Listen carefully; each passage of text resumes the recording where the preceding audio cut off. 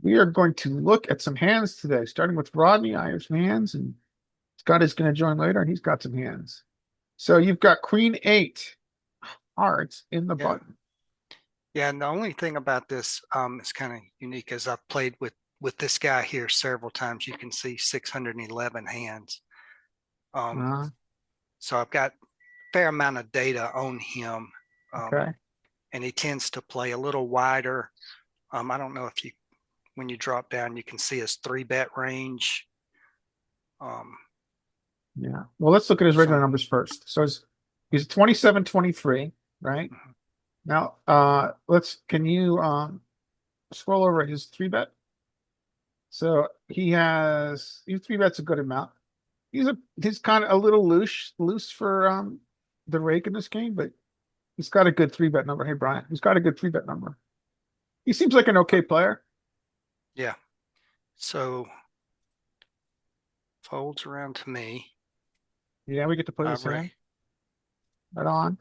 Folds over to him. Then he Uh-huh. decides to three bet. All right, so this you can probably fold. Let's Okay, you well, can you can fold I this. opted to play. Okay, well let's Oh, let's just look. I was Go gonna ahead. say just real quick, the number one exploit in a situation where if you think someone's three betting too wide, is to four bet wider instead of Okay, more. So you want to be four betting wider to fold out all their bullshit that is three betting you instead of getting to flops with marginal hands that aren't quite as strong. okay, I'm gonna steal the screen I from don't know you. if I would throw this into my four bet bluffing range unless I have an idea. Like there's certain times if you see when I'm running live, there's certain three bets I make when I know someone opens way too wide that I three bet way too wide because I think they're a bad player and I get to play against them heads up in position and they're gonna get there with a weaker range than most players. okay. But most players in live don't three bet wide enough, so I have almost no four bet All right, when playing live. so let's reset this. All right. Let's just go to fundamentals here a little bit. So so first thing to think about here is that you can use peak, Little's tool, or you can use GTO wizard, but they're both free to look at pre-flop, right? So let's get our fundamentals down here. So he used Small yeah, so size. he used a little bit smaller, but I still think this hand falls out, right? This hand is a fold. Free. Well, let's say what hands, if we were saying, if we're in the position, instead of like what Solver does, we think someone's three betting too wide, what hands would we want? The problem with, even if they are three betting too wide, I mean, is he three betting too wide? What were his He's numbers? three betting the right amount for online at this rake. He's three Oh, betting then, yeah, then 12%. yeah, 12% I would just is fold right. out. 12% is Yeah, right for this rake. This okay. but I mean it's a good number for online high rake. No Yeah. flop, no drop, but it's a little high for solver. Yeah, then I would say I would have to say that this is definitely a fold. I mean, he might seem like he's three betting wide, but it could also be that most other players are just so passive that it seems like he's too wide. Okay. Yeah, so just the fundamentals, right? So Peak and GTO Wizard are free pre-flop, right? So just the first step is just to memorize these. It's hard to memorize them, but at least have a comfortable understanding of them. And Yeah. so you're too wide here. You Queen nine's an expansion, but this is too wide. Um, you really want to think about what's going on at this rake, like this rake level. So the rake level is really, really high. You can go ahead and share again, Rodney. Thank you. I'm Uh-huh. done with my pre-flop TED talk. What's going on with this is that the rake is really high at low stakes, and because of that, Mhm. you play very tight. What are you playing, like 10 NL or something? Yeah, this Yeah. is 10 and L. I mean, but the rake is really high, really. The rake is really high in comparison, really, until you get up to like 500 and L. And then the rake begins to go down, but especially on what happens on these sites is they have 5% rake with a $3 cap. So a $3 cap at 500 ml, not so important, but at 10 ml, it essentially means you're paying 5% no matter what. It's five. Essentially, it's 5% on cap. Okay. So, all right. So you go ahead and share the hand. We'll look at it some more. So feel free to share again. I like to look at his how many hands we have too. I didn't hear you, Brian. What you said? I want to say how many, oh, we have 611 hands, so we do have a large sample. Well, it depends on who So, you ask. I mean, I think that's plenty. So, all right. So we call and we're hoping to bank. We kind of bank. Hit right? What does he do? He He bets bets. half. So So we, so Rodney, I'm gonna argue this is what is tough about these hands. I mean, you can't fold top pair, Yeah. but you have a hand that is gonna be tough to play. You've got a lot of good turns that can come, but it's a tough hand to play right now. yeah, but if we think he's decent, we think he's probably going to be c betting range here. I mean, not even decent. He might just have a little bit of study that says, okay, I know I'm supposed to three bet these hands. I three bet this hand. And then, okay, on this board, I know I'm supposed to c bet this board. So we can just float and we think they're going to get pretty Yeah, honest well, certainly not moving folding. forward. Not floating, but yeah, like we A can lot of fold, good we can turns. call. But, you know, there's a lot of good turns. So I do call. Yeah, I'd call too. Then we get a check. Okay. All right, we got a gutter. I'm gonna, what do you do here? Me? All right, Rodney. Rodney, what do you end up doing here? I call. Okay. Yeah, we're not folding with the gutter. It's, I mean, what do they call it? Fifth Street Chicken. Yeah, Handsome. that's okay. Make him blast three streets. All right, now let's see what does. Yeah, now, I All mean, right, this is you've got to. actually odd. So let's work through this a little bit. Okay. So let's first class your hand. Do you think your hand is beating his value? Does he ever make this play with worse value hands? Like, for instance, queen nine. That's not better. A 10. Does he ever make this? That would be a bluff. Okay, let me put it this way. Do you think you have a value beater hand, or do you think you have a bluff catcher? At this point, I think I have a bluff catcher. Yeah, I think you have a bluff catcher too. So the next question we have to ask ourselves is how often does he take this line with a bluff? Like, how often does he blast nines like this? Notice also ace king got there on turn. You were unbluffing, huh?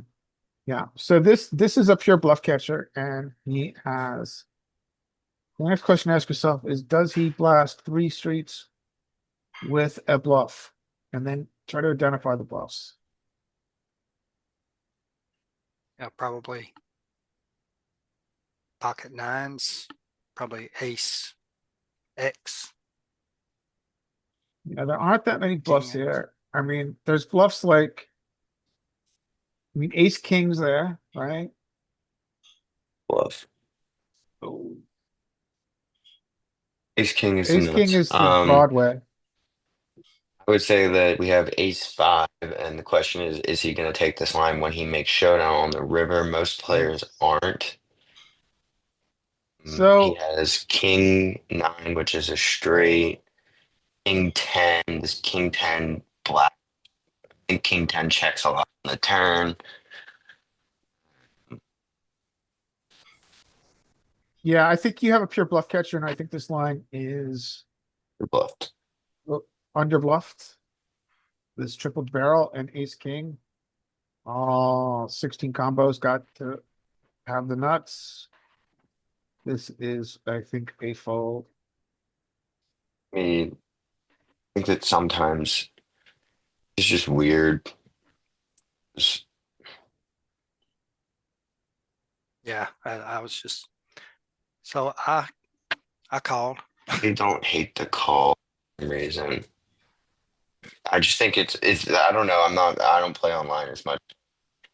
I think I know that when I did play online in this specific scenario, when I want a call here, I'm not gonna jam 364 big blinds. I'm gonna put like 60. I'm gonna put your like 70 is what my final bet will be, not an all in. Yeah. That's what's weird to me. Which is not anything theoretical or any reason to believe. Like in most situations, I should just fold here. Let's But guess on combos. Brian, what do you guess is combo? um, so he has does Ace Queen play this way? Most likely. Does King Queen play this way? Most likely. Does Ace King play this way? Most likely. You can only pick one, sir. You can only pick one. Pocket Jacks could absolutely take this line where it's going to see bet the flop, think a set on the turn and get there. I'm just trying to think of all the value. I think there's just so many less bluffing combos here. So I think that that's why I would want to overfold is like what combos is he bluffing? Yeah. So Like yeah, I think ace king. You think ace king a lot. You didn't pick. You got to pick a combo, Brian. The game's not fun unless you pick a combo. it does, I mean I'm just trying to think about what I mean I think that he has more value than bluffs. Let's say what does he have here? What You takes got to this line? put him on something. Old A school. I don't put him on exact hand. All right, Brian won't play He the game. I'm gonna play the game. I think he has ace king. well give me a second. Let me run through it. I Okay. mean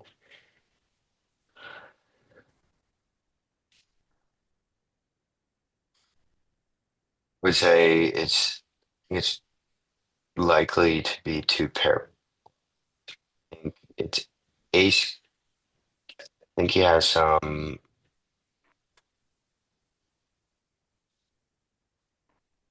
Yeah, I mean, I guess I don't want to say ace king. I think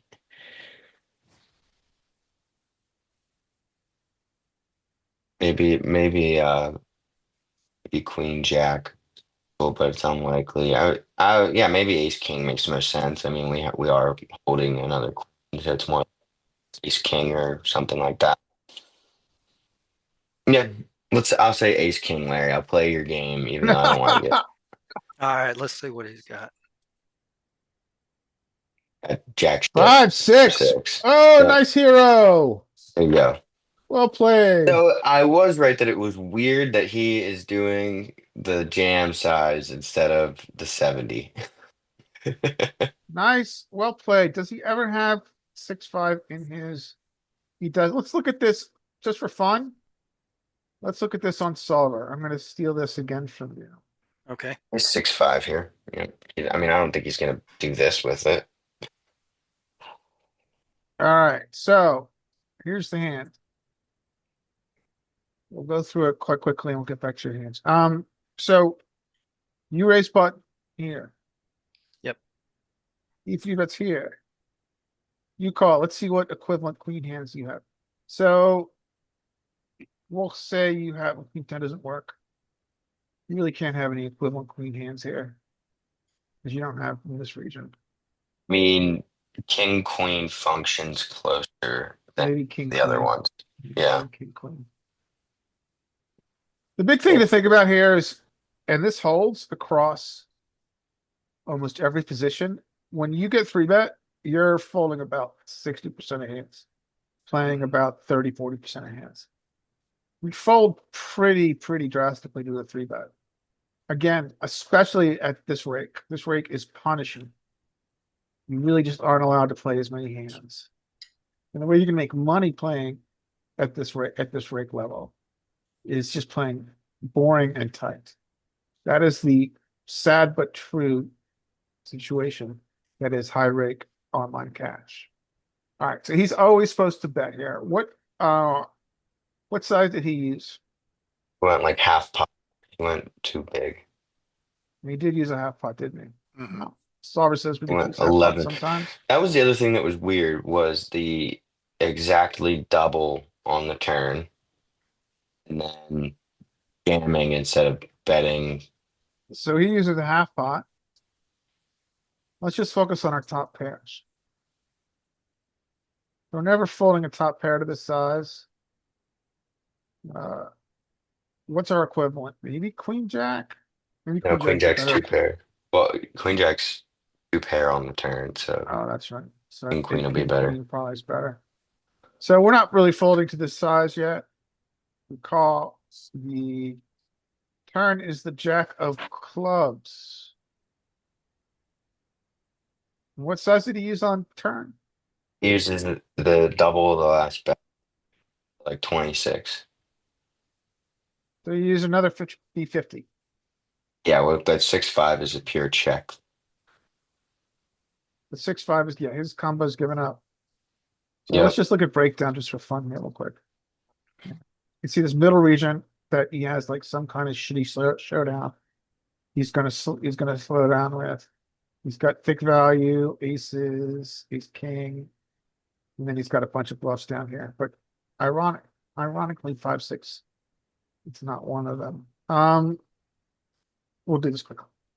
So he bets 50% here.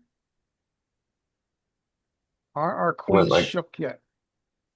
Let's look at top pair. King Queen still calls. We are not shook. We are, how happy are we now? Bet We you it's gonna are, call. I guarantee you it calls on the river because it blocks ace. yeah, that's the point. Call. I'm not gonna guarantee it. I would say very likely Fine, because maybe, but also, yeah, I mean, he's essentially always shoving. His entire, he's shoving his bluffs, which is like ace four, blocking ace king, because you have it sometimes. You don't always four bet ace king. He likes to block ace four when he bluffs. Likes to block ace king. So all of his bluffs are about blocking ace king. Ace king it being the nuts. So if he's gonna bluff, he wants to block your ace king or your king three. So he goes all in. What do your we'll just look at top pairs. Strategy filter. yep, Top pair. You're like, not folding. Good yeah, call. it's gonna pure call with especially with King Queen. I Well, think it'd be very different if we had Queen Nine, just Queen Nine. yeah, it just always gets there with a Broadway blocker or Yeah, ace king. So what do you start folding here? Well, if we look at breakdown, when do we start folding here? We start, you see that we fold King Jack more than we fold King Queen. it likes to fold ace queen sometimes. It mostly likes to call queen. King Jack has the blocker, but it is third pair. But it just wants to have blockers here. But then once we get away from the King 10, no, not good enough. Third pair just not good enough. It's But losing the bluffs. Ace Jack is a pure fold. So all I right. believe if like I'd had a jack, I would have just folded. you go to the chart. Oh, sorry. I can go to the chart, sure. I also want to look at how we find is So we don't get there with much, right? We don't have many combos left at this point. Queen 10 calls King 10, We've Ace got like 10 calls some we've got portion like of the time. 30 combos left when he takes us on. King Jack, King 10. All right. But yeah, so can you go back to your hand, Rodney? Can you reshare the screen and then go for us real quick? Yep.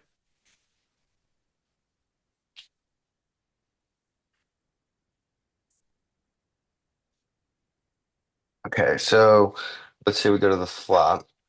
Let me back up. Yeah, yeah. All right. I would just rather look at like instead of being like, oh, the solver says we do this, like when we're playing against the opponent, how do we find these calls?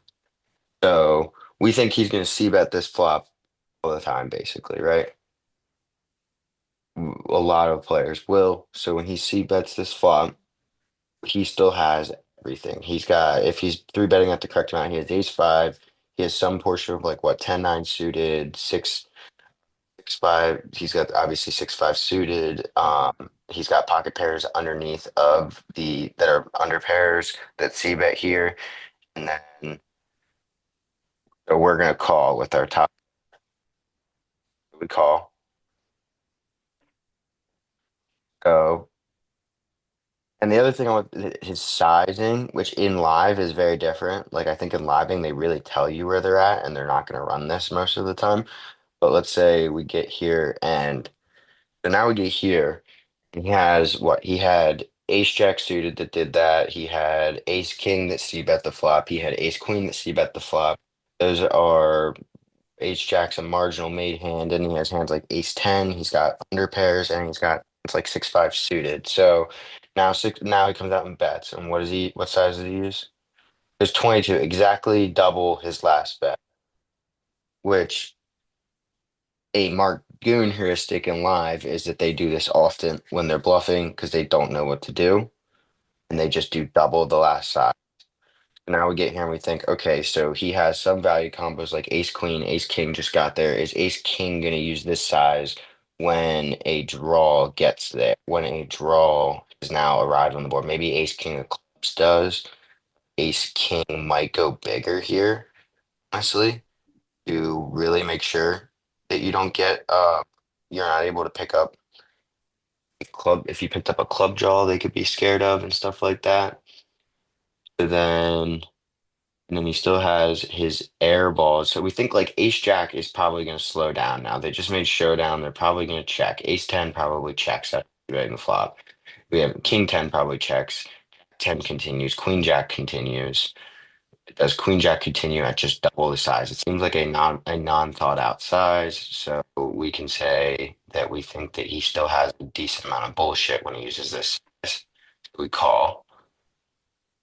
We picked up a gutter, which isn't bad. And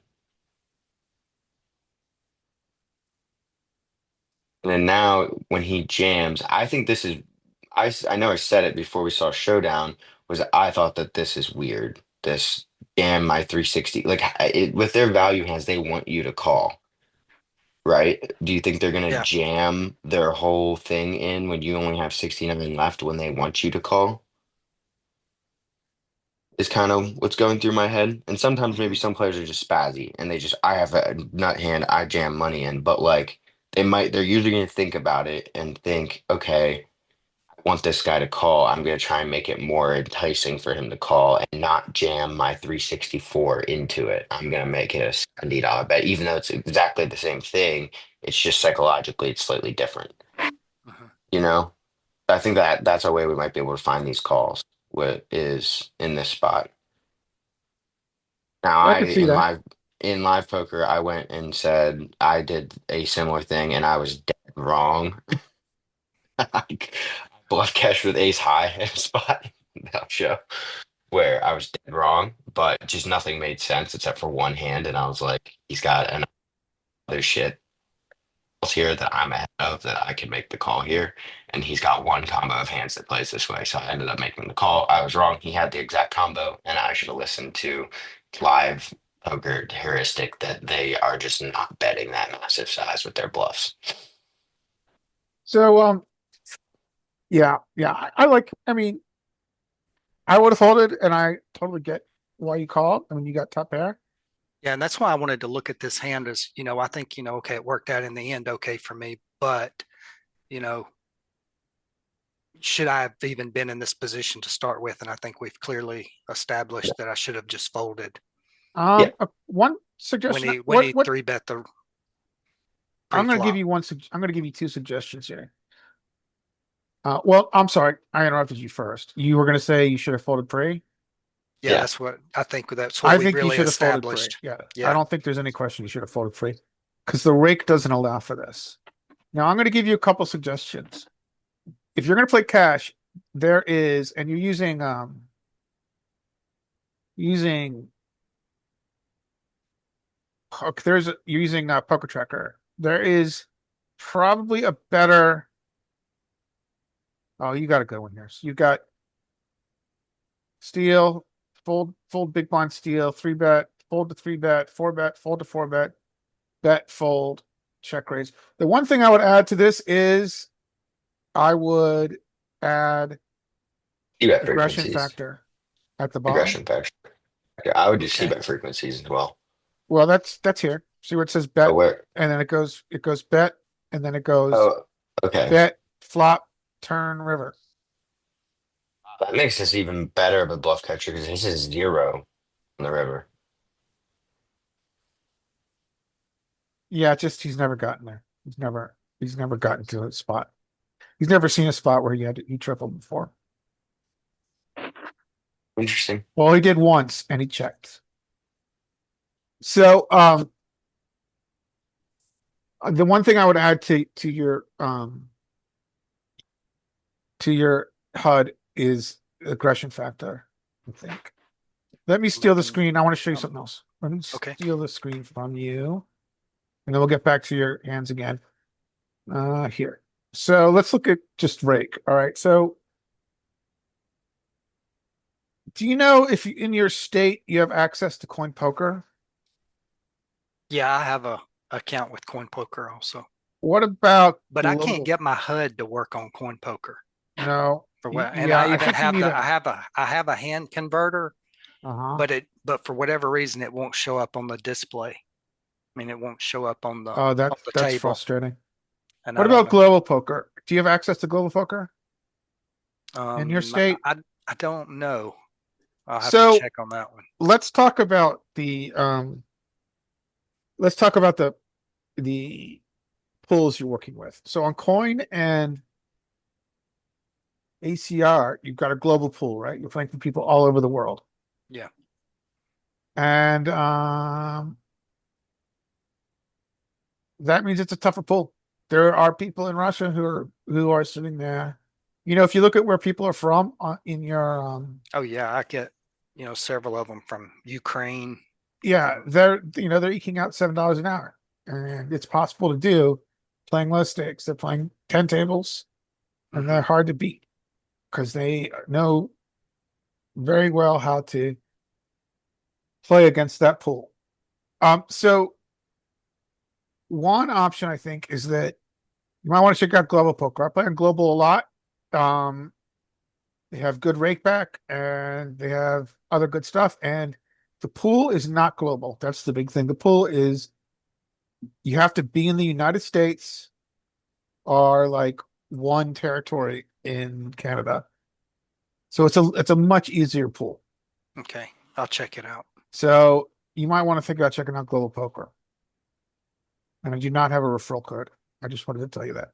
The other thing is let's look at Okay. rake. So this is the most important number. How many big blinds per 100 are you paying? And this is set to 5 cent, 10 cent. So 10 NL. So ACR, which is WPN, is not horrible, but not good. You're Mhm. paying close to 9 big blinds per 100. And frankly, that's hard to beat. It's hard to beat 9 big blinds per 100 because you can't expect to win more than 10. And then you're only leaving yourself with 2 big blinds per 100 Yeah, that's as pretty your tough. profit. That's really hard to beat. Now, what happens if you go up? I was using 500 NL as a example. All of a sudden, it goes down, right? You're going Mhm. down to 3 big blinds per 100. So essentially, you've now given yourself a 5 big blind per 100 raise. So because this rake is so punishing at low stakes, like here, it's what is it? Fucking 9. It's just really hard to beat because that's 5 big blinds extra that you have to beat in rake to win at the game. Mhm. And it doesn't really change for a while. It doesn't change at 25 NL. And then it doesn't change at 50 NL. Here, that's going down a little. So 100 maybe I just need NL. to stop playing online and go to live. It's not It's the worst definitely better. idea. Now, see at 200 NL, that's when you start to see reduction. But If you go make those transition a lot adjustment compared to online. yeah, I'm but the never gonna problem Rodney bluff catch has is that that spot in live his poker. the casino where he could play is 2 hours away. Yes, I'm not doing that. either. So I would think about playing on global. Global kind of sucks because you cannot have a HUD and you can't download a hand history.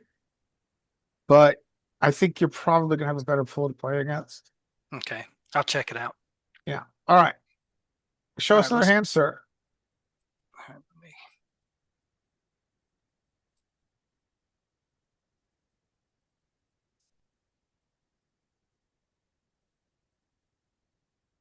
All right. Can you see that one? Ace Eh, queen offsuit. Yeah, we can see it. So now we have the same guy here. All right. Now we're just what 30 hands later. But you're a lot deeper, right? Now you're Yeah. 250 big blinds deep or whatever. All right. So he bets into 220. Okay. Normal open. Okay. Good three bet. Three bet. He wins. This is an auto fold. So okay, yeah. So let's look at this. Let's look Yeah, at this on. I'm gonna steal the screen again. Okay. So what And position was he in? I can tell you, he was in the big blind. You're in the small blind. He's probably in Oh no, I'm hijack. sorry. No, he's hijack. I'm So we'll sorry. put him in the hijack. Hijack. You Or get cut here. off actually with shorthanded. Let's change this to 200 big blinds. You get the three bet, sure. You get actually get some calls here in small blind at this stack depth. We raise, which is good. He he three bets, he four bets rather, and we're folding. Yep. Why are we folding? We're folding because of the one way to think about this is the quality of the hand. Yeah, so this is a really unprofitable call here. We're losing 4.5 big blinds per 100 if we call here. We just this hand it's more than that. It's 40 big blinds or something. So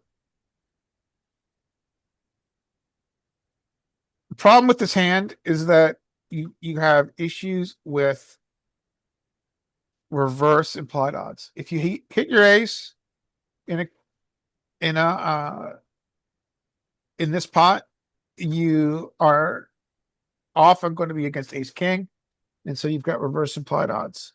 Also, this hand does not allow you to easily hit a flush, unlike ace queen Mhm. suited, where we get to mix, right? Because Yeah. sometimes we can more easily hit a flush, and you're very deep. So this hand is worth a lot less deep than it is at 100 big blinds, and at 100 big blinds, it's still a fold. So you really Mhm. want to fold this hand pre. Ace queen is the hand that confuses people the most when they start studying pre-flop cash because it's a good hand, but all of a sudden you're folding it. What the fuck? Well, you're Yeah. folding it because it has tremendously bad implied odd hands, implied odds. I'm sorry, reverse implied odds because it is often dominated. And when it's dominated, you're in a lot of trouble. Yep. And I can tell you, only thing in my mind as I'm going through this, whenever, we're playing is I'm reverting back to, okay, he bluffed with the 5-6. So His I'm thinking, bluffs, his I'm bluffs thinking, there are ace queen offsuit that four bet you, and then he has like ace five and I mean ace 6-5 suited just calls the three bet. Yeah, I mean either way, I think this guy's just a pre-flop chart. Like he doesn't know much else past that. He knows what he's supposed to do pre-flop. So the best thing to do is just to play a theory-based pre-flop strategy where ace queen is just gonna just ace should queen have off. folded. Yeah. I think his range is a lot here. Probably four bets queens more than he should. But I think he's lacking some of this. Okay.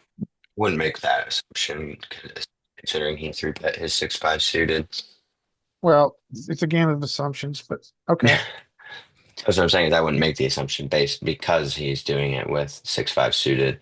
that his Yeah, four betting range is going to only be linear, yeah, but I would you're say right. it's going to You're be right. more linear, most So likely. show us how it goes, Rodney. Okay. Let me,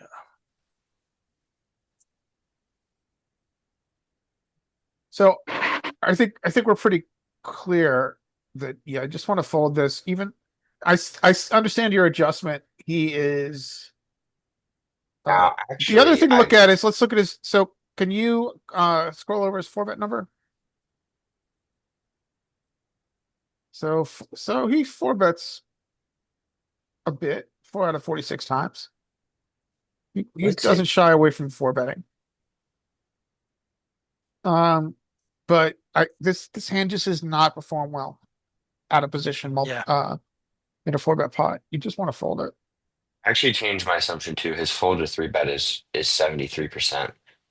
So I would say, or 76%. So I would say, yeah, his four betting range is probably more linear. You're right. It's probably a very good fold to three bet number.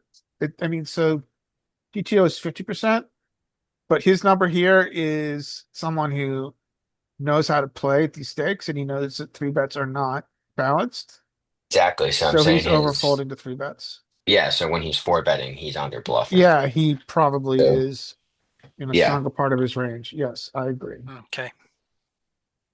But Brian has a good pickup. If his fold to three bet is 76%, then his four bet range is probably super very much linear. skewed towards value. Which actually I was wrong. I said he might have him since he said 6'5", but then I looked at that and I was like, oh, he's probably actually super linear here, which is a good adjustment. I would make that adjustment too. It is a good adjustment to make at these stakes. So, all right, so let's go.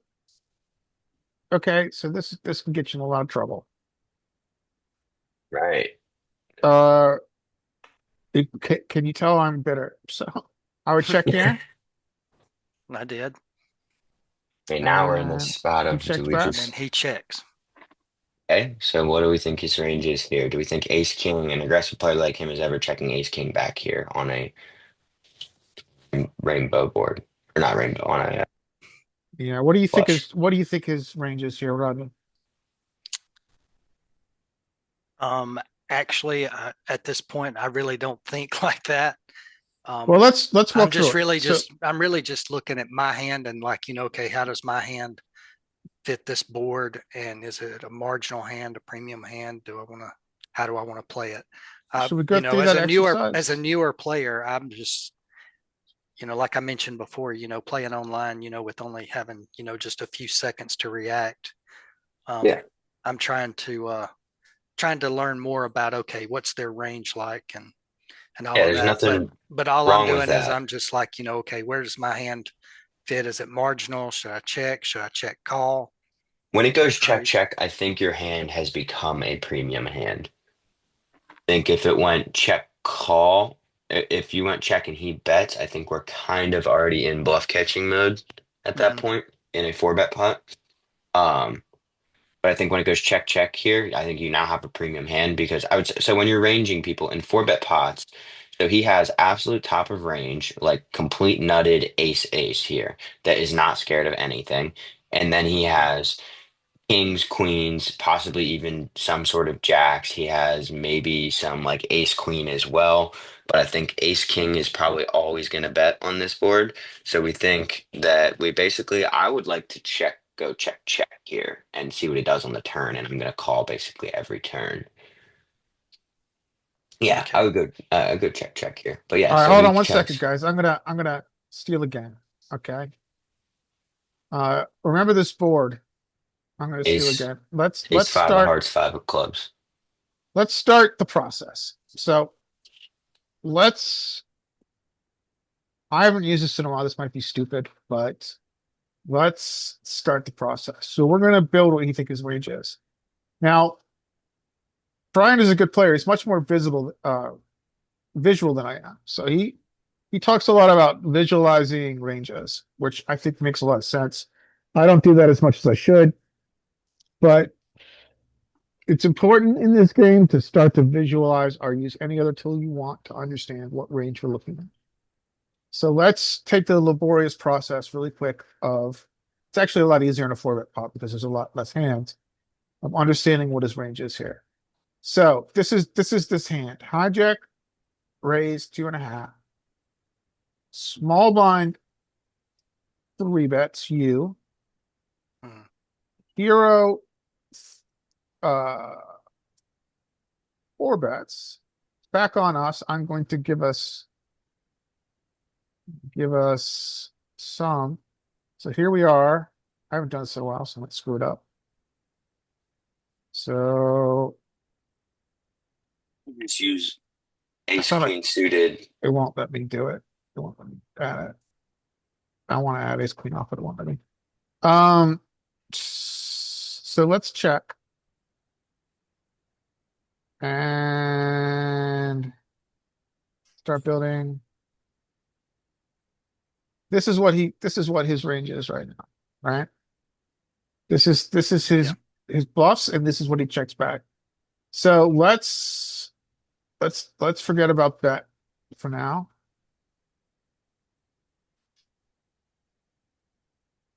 What did he check back? I think So he let's checks let's aces visualize his range. 25% of the Well, time. Let's say, let's ask Rodney here. okay, sorry. Rodney, what does he check back here? Um, And we'll help you. I would say that well, I have the benefit of knowing how it ends, but you know, I would say if I didn't know, I would say he checks back maybe um, well, I'm really not sure, guys. So I think he's gonna check. I Okay, we can help you here. I think he's gonna check back kings, queens, jacks, and tens. I think he's gonna have more queens than he yeah, I would should, probably anything that doesn't have an ace. and he's gonna have less jacks. Okay, so let's go to what he's gonna bet. So let's say he bets with what? We think he's gonna bet with his ace king, right? Yeah. He's gonna bet with his ace queen. Sometimes we'll give this whatever. We won't get too stupid about this, but he bets with this probably half the time. And Aces then bet 25% of the time. he checks Or back his aces under bet pairs on his 75. board because he thinks you have a lot of aces. Um, you have a lot of ace X, so he's gonna check back with his kings and queens a lot. And I guess he would also check back with any 2 hearts, right? Any suited, looking for You would maybe probably bet those. I weight mean, yeah, if we filter thing. for hearts, he's gonna probably, I think he's gonna bet his hearts a lot because he can call a check raise, but we'll give it like half the time he bets with his hearts. So he's gonna bet with his hearts, he's gonna bet with his hearts here. They're all spades. You're doing. I'm doing spades. Whoops. Next, sorry. Would he check? Would you check ace 5 here? I think that there's a portion of the time that he does. I mean, It can't have ace. Yeah. I It's mean, gonna have ace personally, five sometimes, but there's not that many combos of it. it's weird to try to think the way they think because I would think differently. With ace five, I'm just always going to bet, and I'm going to bet super small. And Yeah. because I can assume that with ace king, I'm going to get a lot of ace king and ace queen. I'm going to get pretty much all the money most of the time, anyways. And then I want to still extract value from their kings, queens, and jacks. I think That's he's gonna have aces sometimes there. I think he's gonna check back. He's blocking your continues, right? It's very hard for, there's only one ace left in the deck, so it's very hard for you to actually have something that can call except a heart draw when he bets with aces. So I think a lot of times with aces, he's going to check, but he's so deep. What's your SPR? Your SPR is ridiculous. It's like not that crazy. It's in theory 3. And I think he's going to check back his ace 5-5 for the same reason. He might bet ace 5-5 more. In theory, he'd probably bet ace 5-5 more. But I think he's, yeah. So we think he's going to bet back. He's going to bet sometimes with his hearts. Notice, and then with his, I think he's going to check back with his kings. And I think his ace king and ace queen's going to bet. So what you really, so Rodney, when you're thinking about this game, these are actually the easier hands to understand because there's so many few hands to start with, right? Mhm. You once you once you're in a four bet pot, you've got highly what we will call filtered ranges. You only have what very few combos here, and he only has very few combos to start with. Doesn't list the combo number here, but you've got very few hands to start with. So because of that, you can more easily range someone. And I would say that what you want to do when you're practicing and learning this game is you want to start by understanding what your opponent's range is that plays this way. We're making guesses, but Yeah. that's where we want to start. All right, Okay. sir. That is my third TED talk of this day. I will pass it back to you. So I think here, or we think that. So let's ask that question again to you, Brian. I'm not Brian. To Rodney. What do you think his range is here? When he checks back on flop. I'm thinking ace king, um, probably pocket queens, pocket jacks. Yeah, I think there's a lot of kings, aces, and queens and jacks in Yeah. there. Any king X, I think, king X suited. yeah, yeah, That's in my mind, as I'm thinking about it. What, yeah, because he backed off the aggression. yeah, I can see that. So, all right, so you check, and a king. That's an interesting card. Um, okay, So I and you check. check, and he's gonna bet here, I guess. And he bets big. Mhm. So now you're in hell. Yep. Um, I think he's gonna have. So now we're thinking I think he has. ace What king, I think ace pocket king. kings. I think he has ace king that bets flop a lot. I also think kings are a big part of his range. It's a four bet pot. We can go back to origin ranges. It's what Peter Clark calls. We're in a very, very filtered part of our ranges. He only has he doesn't have very many combos that he four bets. Um, Kings are part of it. You have to now decide if first thing I would decide here is your hand beating any of his value that uses this size, or do you think you have a bluff catcher?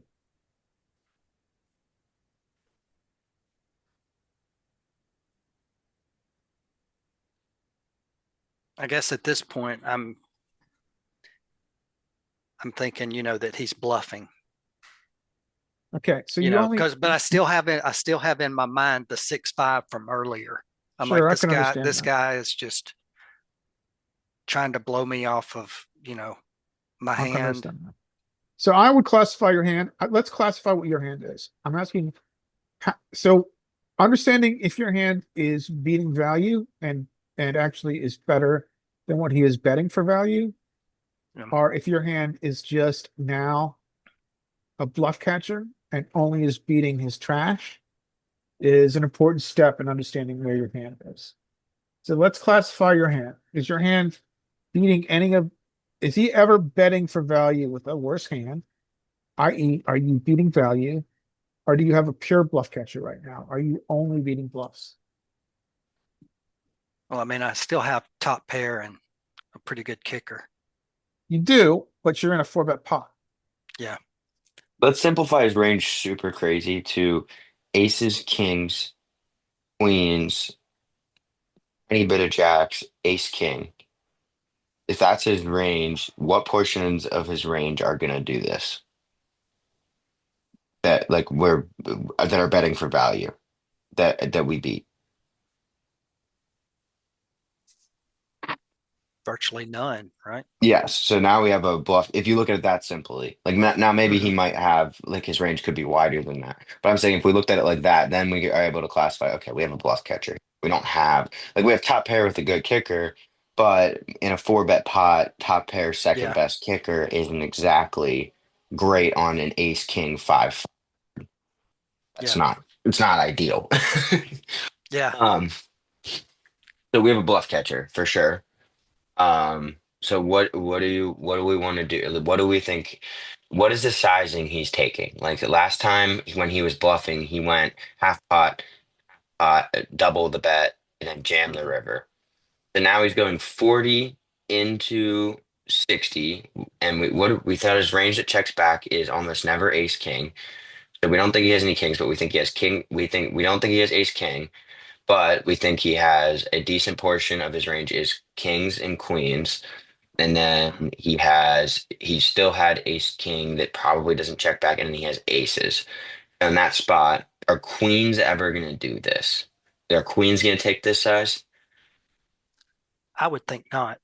Okay, so we don't think he has a lot of queens here that do this, Yeah. unless they're decided they're going to purely turn their hand into a bluff catcher, into a bluff, which is pretty hard on this board in a four bet pot. Yeah. So so his value hands to do this are kings. I mean, kings make a ton of sense. Take this Hmm. line. Aces even make sense. They're invulnerable. Now they want to start putting money in, but we think aces bet a lot. We think he's got kings and aces. He's got queens that he could be bluffing with. We are holding a queen, which makes it less likely that he's holding a queen. It's unlikely that he's holding aces when we're holding an ace. He's got a lot of king X. So I mean, I think in this spot we can. What do you do? I'm assuming you call here. I would say that I'm I probably going to do. call here. I would make the call here one time and say that this guy is capable. So and we've given him rope. Let's fire. Let's make a call here and make him fire on the river. That might slow him down, but probably not. Okay, so now what happens if we check? He threw a blocker out, which I'm considering. That blocker's interesting. Good. All right, that's an interesting play. Yeah, so when we go check, if we check it to him, what does he do? We think all of his bluffs are to just fire off like crazy. Some of his bluffs maybe slow down here. I mean, we're gonna get raised by everything stronger. I actually don't. This play is like a not being mean, but a like scared play. Is that like I'm assuming you do this because you're like I don't want you to bet one more time, and this might be able to get you to slow down here. Yeah. Yeah, But this is Yeah. a that It doesn't blocker was. really. bet. Yeah, It that was. uh, You I don't know. mind it. I think it's an interesting play. I'm going to argue it's a good play, but when you make this play, Rodney, what's Go with a important larger. Or is go how with a you. larger size. No, I think no. your size is good for a No. blocker, but I think you also want to understand what you're going to do if he shoves. Before you make the play, you have Hmm. to decide in your head what you're going to do if he shoves. This is just an odd spot. Yeah.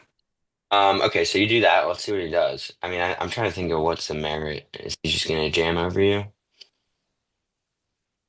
Yeah, we Yeah. just have to fold now. I'm gonna fold. Even it's like yeah, he can happily take this.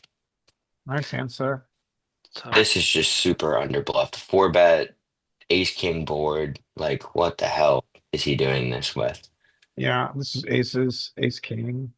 So let's see. Now we've established this is the third time that I've had the opportunity to get out of the way, Yes. and I Yes. decide, you know what? No, he's bluffing again.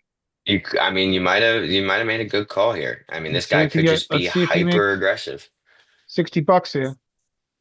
If you were against me, you could probably make this call. That might be full of shit.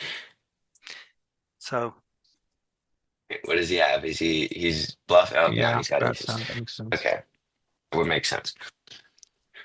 So we definitely put aces in his range here, right? He's going to check yeah, back Mhm. Brian called that early on. He was like, yeah, he's got pocket aces in his range, yeah. and and I think I was probably more convinced of kings because it is unlikely for him to be holding aces, and kings make a ton of sense on this line where you check back the That's a flop. good point. Aces make sense as well, but kings make a ton of yeah, sense because you can check back the flop, and then now you big the full house on the turn and you go big, big for value. But yeah, aces, Yeah, Yeah, I think. it's Well, kind of hard for him to have aces because there's only one combo of aces, but it's a 4-bet pot, so it makes sense. Mhm. Because, right, there's no more aces left. You have one, there's one on the board, and he's got the other two. But So I think blockers we've are easily established on both of these hands that I should have folded early on, yes. and I would have saved myself a lot of trouble and a lot of chips. well, Yeah, you and should but have you're folded his pre. newer, There's no you're question this is a newer, fold pre. you're newer, Rodney. And when I first started playing poker before I studied anything or understood anything really, and I was just out here playing, Ace Queen's a really good hand. I'm playing, you know. And then you start to, when you look into it more, you realize, especially against the opponent, that now if we really dive into his like here, that this Mhm. guy's under 4-bet bluffing. So ace queen becomes a Yeah, very bad hand, becomes marginal. It doesn't become good because I mean we're just likely dominated in most situations. We're dominated by queens, kings, and aces, which is a large portion of what his and ace king, which is A- going to be his a large portion of his range. Actually, I'm gonna emphatically say it's a bad hand Yeah, I in mean this it's not. situation. Well, yeah, and marginal, like you don't want to call with marginal Yeah, hands it's in general, you like fold this pre-flop. to a you fold ace queen off to a 3-bet. I mean, Well, you this can 4-bet bluff or fold, yeah. yeah. So ace It's a queen 4-bet off bluff, yeah. at above 100 bigs is not a good hand when you're facing a 3-bet or facing a 4-bet. Yeah, I You got just into a get out. situation with ace queen off last night where it went a straddle on the button, the guy raised in the small blind, the guy the big blind calls, it gets to me, I 3-bet to like 60 something like that. And Where are you in the then hand? So what's your position? Are you in the straddle? no. Straddle is on the button. Small blind Oh, raises first off the straddle. So should be a pretty strong range, but this guy's a little loose. So I'm still gonna 3-bet him. He gets called by the well, guy next to act so button in the big straddle, blind. small blind opens to like what? Like the straddle's 15. $5. 15. He opens the 15. The What next guy position are you calls. in? I'm probably in the hijack, I think. All right, About and then so hijack you go to or low 60. jack. So yeah, so small blind opens, big blind calls. I'm in the low jack, I believe. I go to 60. It's like a pretty standard size. I kind of like what Sam was talking about. Has they're going to call and with what they're going to call with either way, and you get to save money, and you just go bigger with your very strong hands, even though it seems exploitable. But going very big with your very strong hands is just better Sure. because they're still going to call a lot of the time. So I go to 60, which I honestly think I can maybe go smaller with a hand like ace queen. I'm going to get the folds from the hands that are going to fold, and it's kind of I mean, it's a good 3-betting hand, but let's let's either way. So I go to 60. The guy in the small blind that open calls, and then the big blind jams all in for like 300 on top. That's a fold. And I just snap folded ace queen because even his bluffs, his hands that aren't that strong that are doing this are going to be ahead of my hand. Yeah. Like his tens are still pretty much ahead, and I still have to worry about the next guy So and did you go get to three your ways. meal? He had pocket tens. He called with pocket tens behind, then just decided to just rip it. Yeah. And I was like, yeah, I'm okay with folding there with ace. Yeah, you just fold. That's Just fine fold with ace me. queen. Yeah. It's just I mean, you just run into ace king too much. yeah. So I mean, especially in like there's times where I 3-bet ace king and ace queen and get called by better hands. It's like cold called by a better hand. And I'm pretty concerned when I'm in that situation when I get cold called spot because if they just cold call ace king so often that I mean I'm kind of in the spot where I'm like, damn, I really need to I'm probably only gonna feel good about queen here, even an ace doesn't feel. So yeah, I don't know. Ace queen is it's a little bit funky, but it's not as strong as you think it is when a ton of money starts going into the pot pre-flop.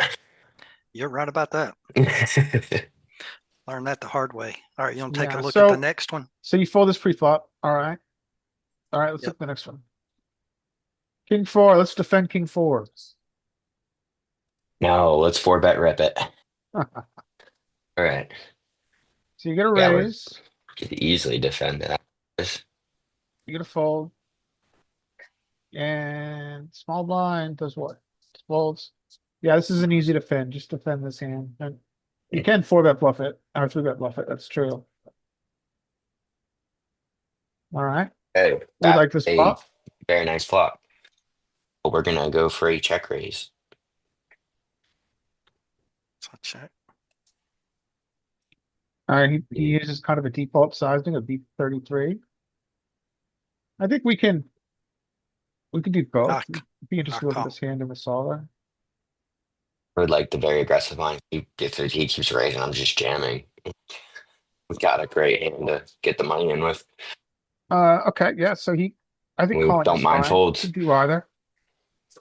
We've got a Okay. marginal hand that beats a lot of his range. We don't necessarily have to check raise. You I we can don't if have to. well, you can go to the Brian School of Poker and then we're gonna check raise. It's Okay. And there's so nothing wrong with the my Brian School of Poker. it's just being very aggressive. So when we get here with this hand, the reason I would love to check raise this hand is our hand doesn't mind when he folds. Hmm. At some portion of the time, we are able to fold out an ace, and we're also able to fold out stronger king X that C bets here. Yeah. Um, so and then we have tons of equity that we're realize like if the money goes in, not the end of the world. Yeah, true. It is what it is. So I mean, our hand doesn't mind. It's a marginal hand technically, and yeah, it beats some of his hands, but we get to just. I mean, I'll take winning a pot with a marginal hand any day of the week. But So yeah. let's go to the turn. That's very Okay. interesting hand. So you can always you check, I assume. I do. What does he do? Is he gonna polarize here? So you Bit can do bigger. anything you want here. You can call, you can check raise. Up to you. And I think I just elect to call. Yep. Okay. All right. Because in my mind right now, I'm thinking, okay, I have the best hand. Let me just give them some rope, just see if they'll continue to bet into it. Well, look at this hand in solver. I doubt this hand is a pure check raise, but we'll look at solver because this is interesting. All right. So so you elect to call. Let's look at the river.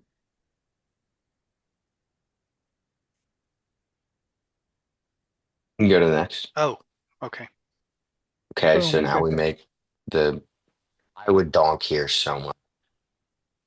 Donking is an interesting play, and it I is would not the worst thing. absolutely.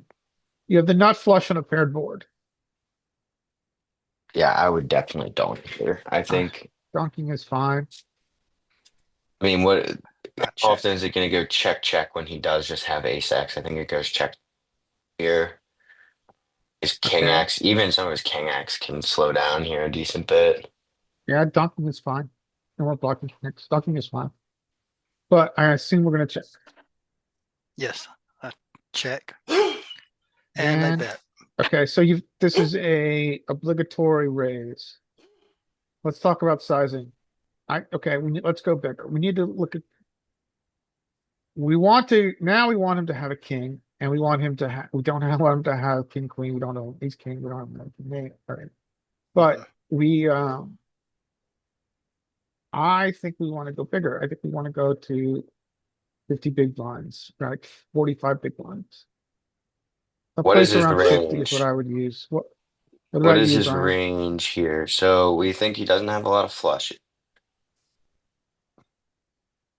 I think It's he's hard got a for him to have a decent. flush with I the mean, ace, the king, and the queen on the board. It's hard for him to have. I honestly don't even know if I love going much bigger because, like, how many really strong, like, how many hands can call a big raise here?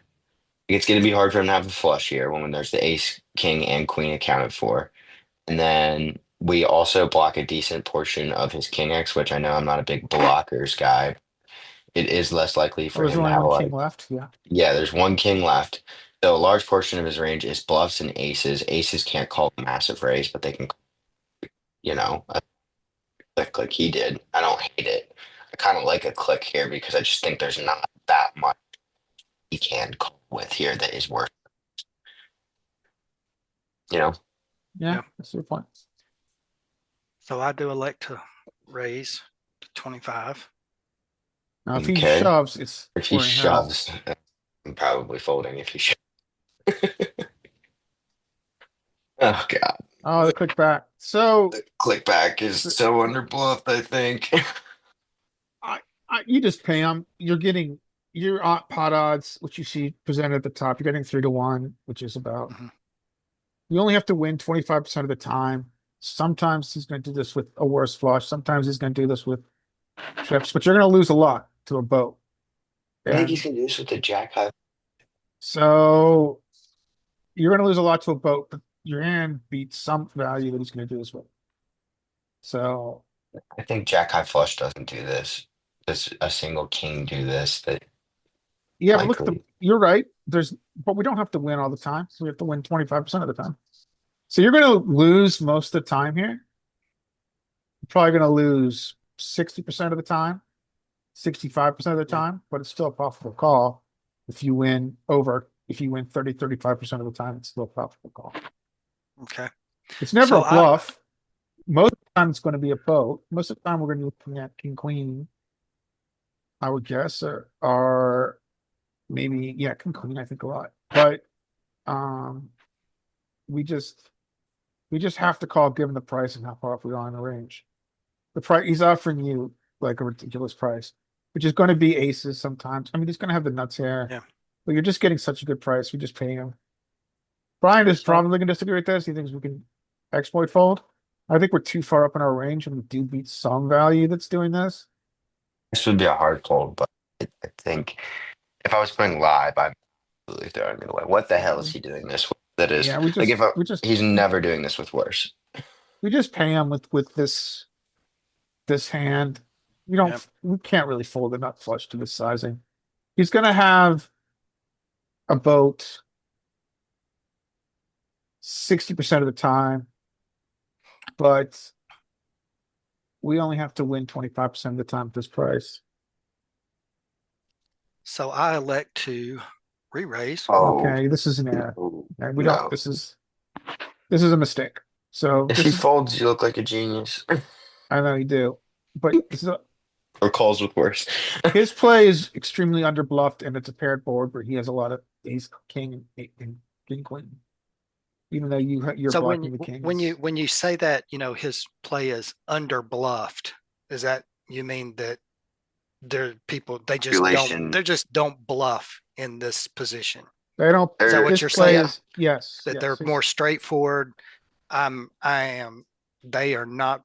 You're You now know. deciding whether your value beats their value. That does, isn't it? Whether you're bluff catching. What it Okay. is basically what you're getting in this situation of because a triple Broadway board is under bluffed, a paired triple Broadway board is under bluffed, and then on top of that, the flush draw gets there. I mean, that's incredibly under bluffed. Do we think he's? I mean, if he's doing this with, he's a awful player. If he's doing this for value with a king, is what I would say. Yeah. Like he's truly terrible, Yeah, or the only somehow thing you Jack beat 10. here that maybe a jack high flush, but really trips, and he just And he just called. he So just doesn't have what this the heck enough. What does he gonna is have here? going on? How does he just call? I mean, he has Does got he a have a weaker flush than if flush? he just called. How the hell does he call with the how does he raise you with a weaker flush? Oh Oh no, he's got yeah, a that boat. makes Yeah, I was about sense. to say. That makes sense. He Yep. has the worst boat. Yep. Yeah, So that's underbluffed. so So yeah, his line is yeah. I mean, yeah, and you just call and lose. It's a blunder here. So Late when fold. anybody raises you in position, even that tiny mhm, size, you just don't re-raise. You can yeah. call.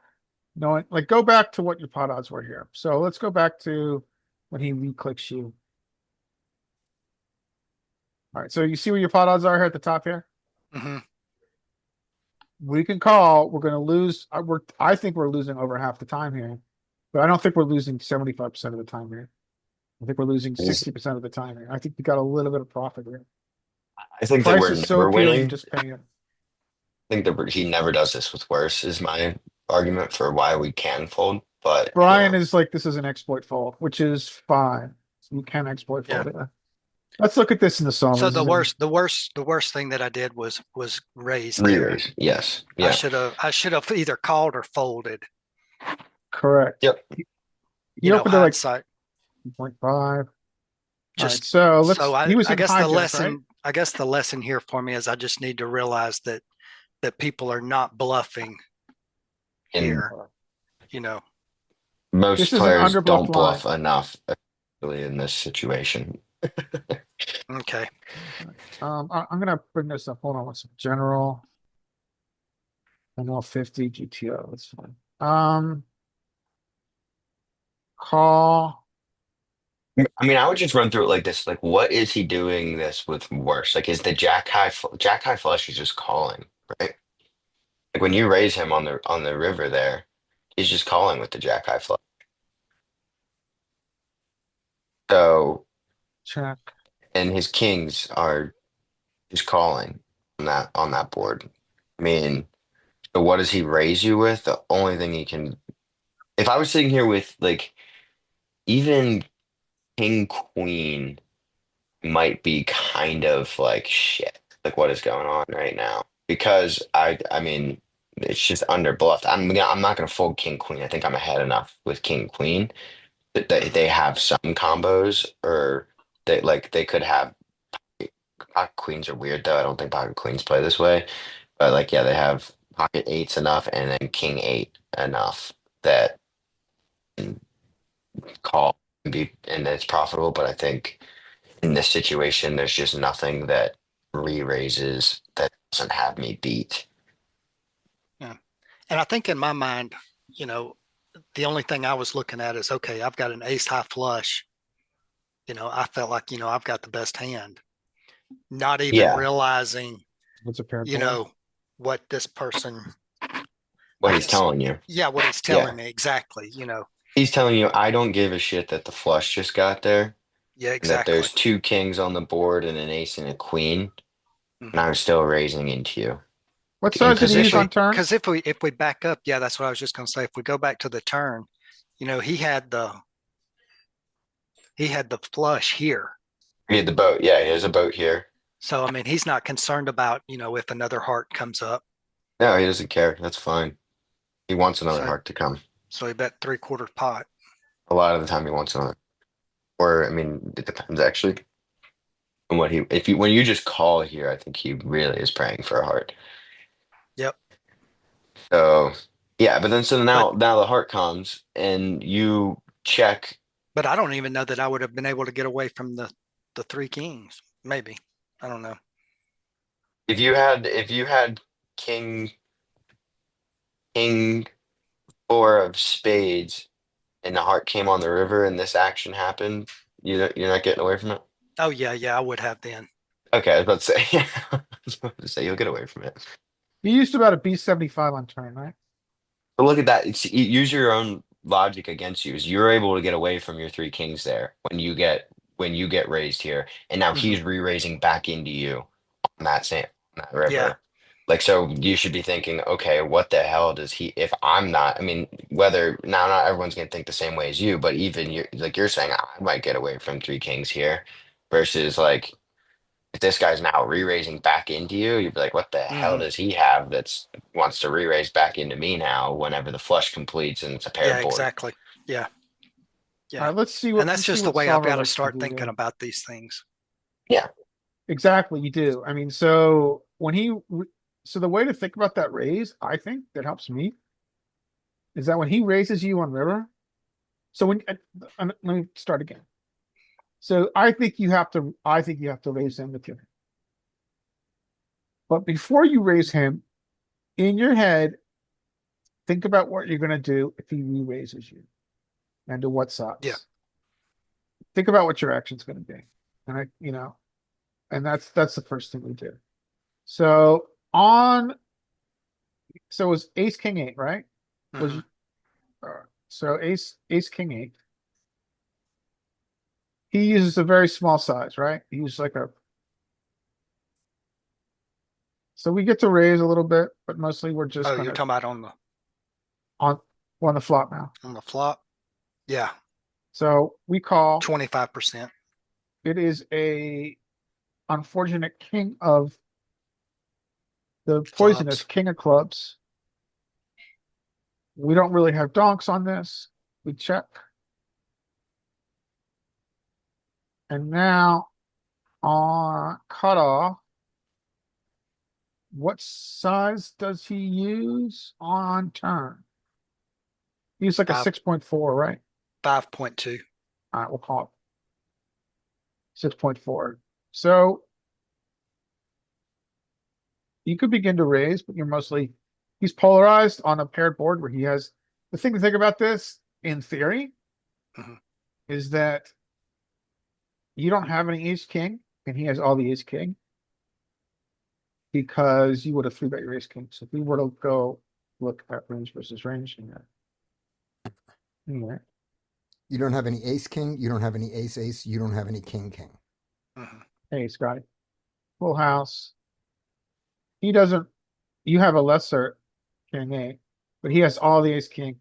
So you don't really get the raise here. So we call, and then we get the poisonous queen of hearts, right? Yep. We now have the nut flush on a paired board.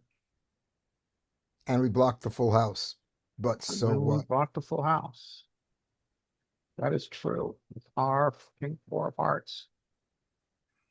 We check, and what he went like a weird size, right? He used like a what's that? 12.6. All right, so Yeah. he used There's a B13 there. P13. And the question is what it wants. Oh, sorry, did I get that wrong? Oh, check.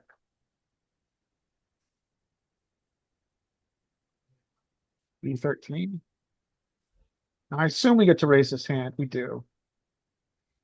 So we raise this hand pure, right? Mm-hmm. Not even. Oh, yeah, yeah. Not doing what I want. Anyway. Um, and you raised it to like 25. 25.2. Yeah. All right. So we're always right. So let's just break this down. Well, let's do it this way. It's even. Filters, flushes. We're always raising the nut flush here, except for king 10. Just ignore it. We're always raising the nut flush here. So that's what we did. We raised the nut flush to 29, let's say. Now, what's he gonna? So does he ever raise anything? Yeah. And then he comes back and raises to 58.8. So he is. So let's look at his filters. So this tells us, even when we look at just the solver, Mhm. that we're not ahead when he raises. We're never beating value. Notice how little he raises a flush here.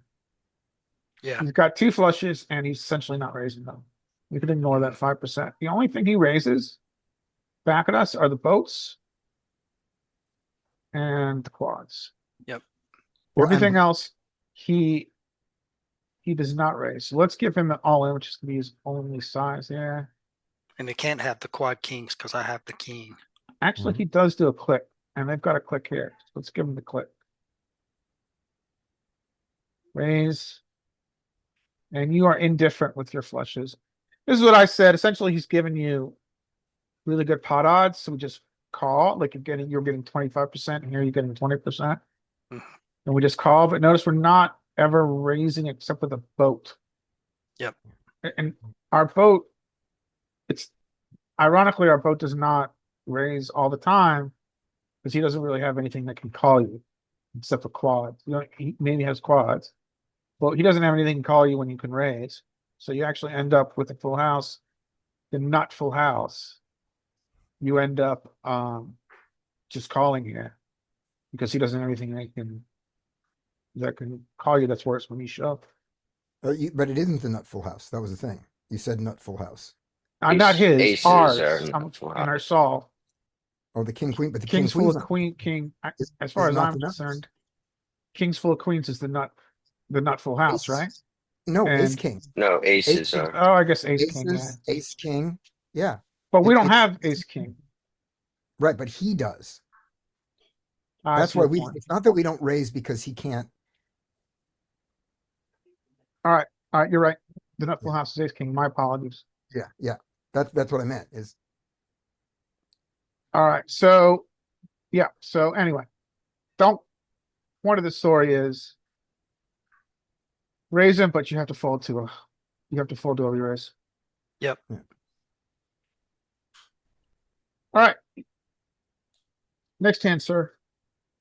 And when he gives you that small one, and you do choose to call that raise, you should be expecting to lose it most of the time and still profit. The question is, do you lose it 4 out of 5 times, or do you lose it Brian 5 out says of 100% of the time. If you lose it 100% of the time, then you fold. Then you have to fold. Exactly. Yeah. That was Yeah. my whole thing was that what hand could he possibly be doing this with that is worse? I don't think a Jack High Yeah. ever re-raises here. Jack High flop ever Yeah, but the re-raises here. price is so good. And A so single king never re-raises here. If it's But yeah, the it doesn't price is so work, good, but if they're never doing that, then we yeah, can overfold. absolutely. Yep. So I It's think it's the what moral the to this story so far that we've seen out of these three hands is that I completely misplayed all three, got lucky on one, and got stacked off on the other two. this So is I a think the fun moral game. of man, and what you gotta love what it. did, Aren't you happy that you started playing poker? Man, yeah, it's a blast. Can't wait Fun. to do more. exactly. I Wait till you love get it. better. I love giving my money away. It's only Rodney, $10. I didn't see. What did you do on the river? Did you Oh, jam? yeah, I Okay. Oh re-raised. yeah. Yep. Oh yeah. That's okay. Yep. Terrible Yep. decision. Yep. Good. Good to know. But You we're now Great learning. call. learn We're not to do Great that. learning. call. And which full house does he have? Which of them? That Eight. one. Don't worry. We all make shit calls still. Even Yep. So notice doesn't matter. he didn't shove over your raise because he's got the worst full house. Yep. He also didn't fold it. Yeah. All right, so let's take a look at the last one here. He was never folding it, but No. All right. Y'all see the pocket kings? But I want to point out one thing there though. Brian, when you said what could he whoever said what could he possibly have? Remember, if he was thinking that way, he should be thinking what could you possibly have that doesn't have eights beaten that would do this? And if he got the answer nothing, he would fold. And that would have been a mistake. So it is possible that in the same way as Rodney made this mistake, he might have made a mistake with the Jack 10 of hearts.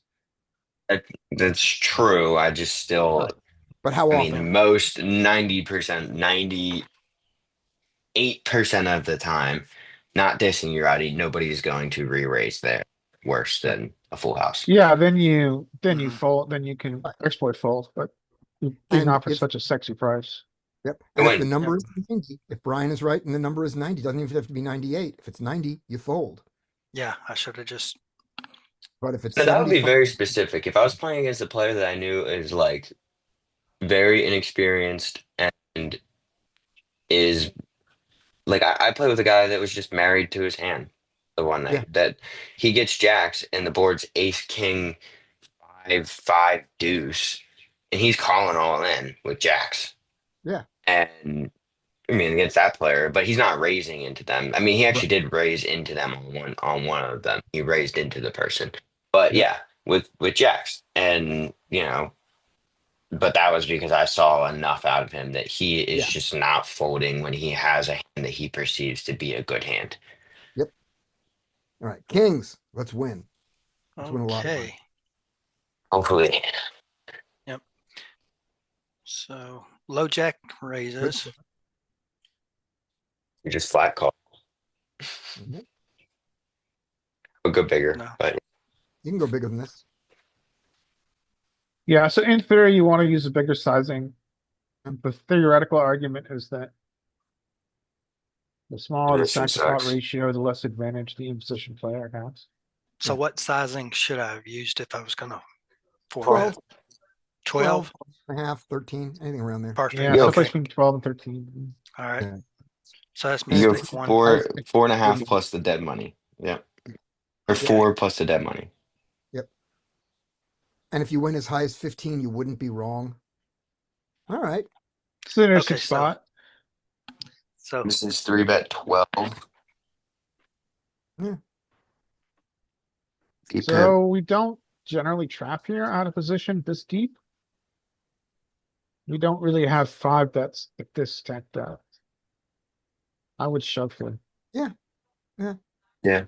Okay, Um, with jamming here. All right, I elected to just call. Okay. All right, so you want to so you do have traps, but I'm going to steal the screen from you now. Okay. So you do have traps, but you don't have traps in this spot, I don't think. He was UTG, he raised. We get to the 4 bets. Yeah, we just don't trap here. Yep. But it is in the solver. It's a minor line. Oh, Licking through it. let's pretend we don't see that. Okay. So but you then okay, so you don't have traps here, right? Because Yeah. the Shallow. theory is that you're playing out of position. It's harder for you to realize your equity, and you're not in the driver's seat. He's in the driver's seat. Now let's change this around, right? Let's switch it. Let's go raise. Let's go. Button. Do you want to do the button as the raise? No, I just want to show. Oh, okay. I don't have traps here really either. We use a 3-bet. We use a 4-bet sizing to 22. Let's use button. Yeah. Because now we're going to be in position. Raise Oh, I thought. Okay. Never mind. 13. Now we have some traps. We don't really have that many traps to stack this rake, I don't think. I think we like to take down 3 a lot more. So you don't really trap a lot. But now we have some traps with aces. But really, I would discourage you from trapping anytime you're out of position. When you're in position, you want to trap aces, cool. That's fine, I think. But Larry, show that one. Show it when we do the button. all right, sure. So same thing. We raise him and he comes over the top. So if he comes over in this position, what we do? Yeah. So under the gun, give him under the gun. Under the gun raises, but our 3-bet comes. We're the button here, so we're in position. We raise. Now he pops us again. You have some traps. Yeah. This is going to change a lot of different rake, I think. So if you like make it like 1 KGG, we get back here. We're trapping a lot more. Yeah. It's all about rake at this stack depth. I mean, it's all about rake at this buy-in. Yeah. Yep. At this Because- buy-in, we're just really incentivized to take it down 3.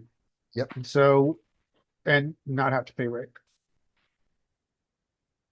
So I should have just shoved here. Yeah. This is a clear shove. Yes. And sometimes Okay. you run into aces, and that's bad. And sometimes he folds, and you go, "Oh darn!" But when he folds there, he's often folding an ace, which has way a lot of equity against you 25%, 30% a suited ace. Yeah, 30%. Or he folds a smaller pair, which has 20% equity against you. Still, you want to get called by those worse hands, but it's when they fold, it's not terrible. Yeah. And again, in a high rake environment, you're really incentivized to win the hand parade. Yep. All right, but let's see what happens. All right. So if you go ahead and share again, Rodney, we will continue to look at your hand.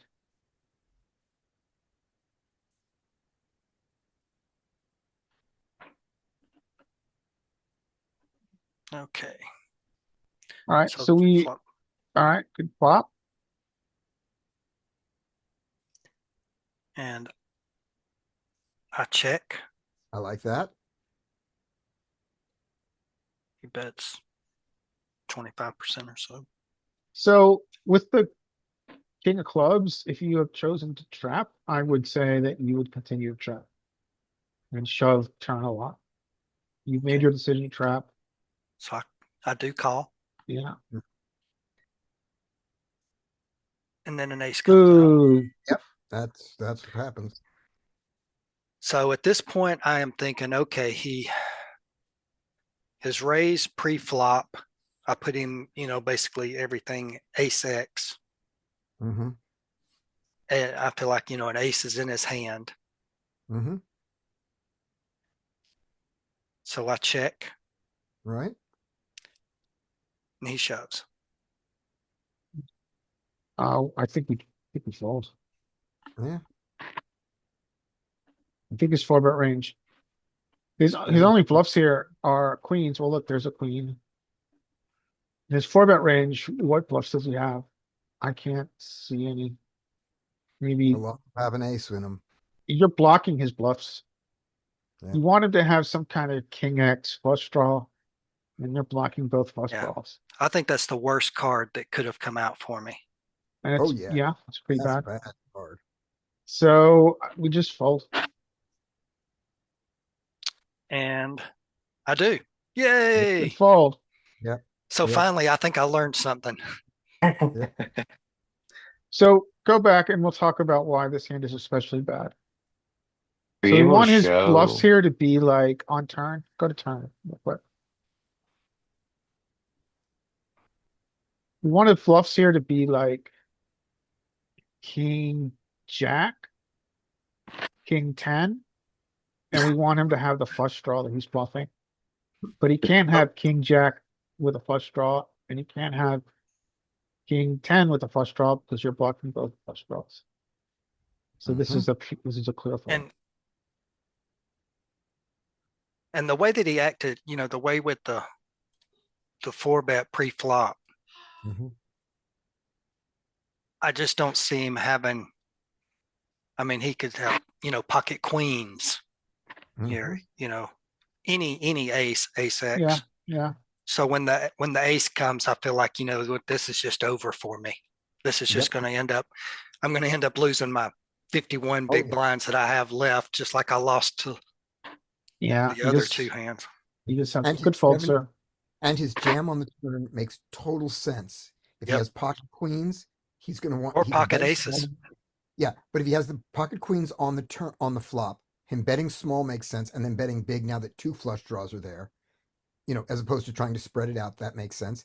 If he has an ace Yeah. king or an ace queen, it can't have the flush draw to go with it. He can't block one of those, so he very much wants to take it down before either of the flush comes in, either to shut you down, your calls, or for you to beat him. So all of that makes sense. And the hands that you pray for him to have here of jacks and tens does not feel like the line of jacks or tens. Yeah, no. Yeah. All right. Can you show And whole then- cards? No, I don't. This is on. I think this is ACR, so I don't get get to see what he had. I'll just have to trust that he had a I think it was pocket a good- queens or pocket aces or ace something. Ace king. Something that's going to beat me. But ace king works there too. He only bet 15, a little scared there on the 4-bet, maybe,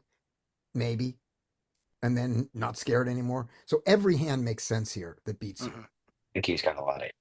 He's got eight. With the small.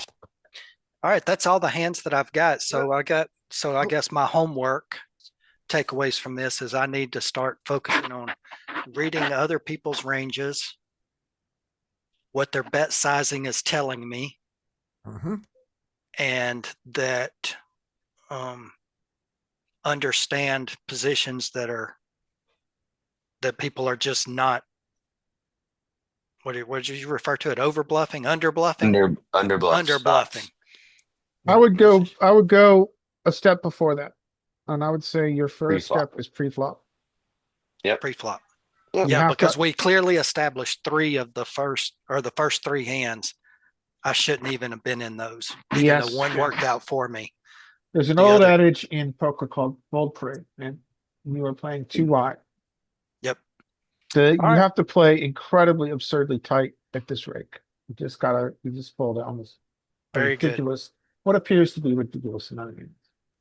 All right. Well, thank you for your input. Let me stop. No worries. Final reminder, you can look at who wants to pre-flop see a ranges for donkey free play? in 3 places, Rodney. You can look at them for free on Peak. You can look at them for free on GTO Wizard. And one thing that you may want to think about is that you can look at them for free on the pokercoaching.com app. Yeah. But you want to definitely be looking at ranges pre. So, yep. All right. That's my homework. I appreciate you guys. no worries. So Hope we weren't All right, too who wants to see bad. maybe a donkey? Scotty's got hands too. I don't think Scotty's Got had, some had a hands. chance to show hands this week because he's been working. All right, here I will show some hands. This is. Let me go. Let me Let's start see sharing. Scotty be a donkey. Oh my Let's let God, you're Scotty gonna be a see some. donkey You're first. gonna see some. You're gonna see some party dong in here. All right, here we go. Let's try it again. Share hands. Can you stop sharing, Rodney?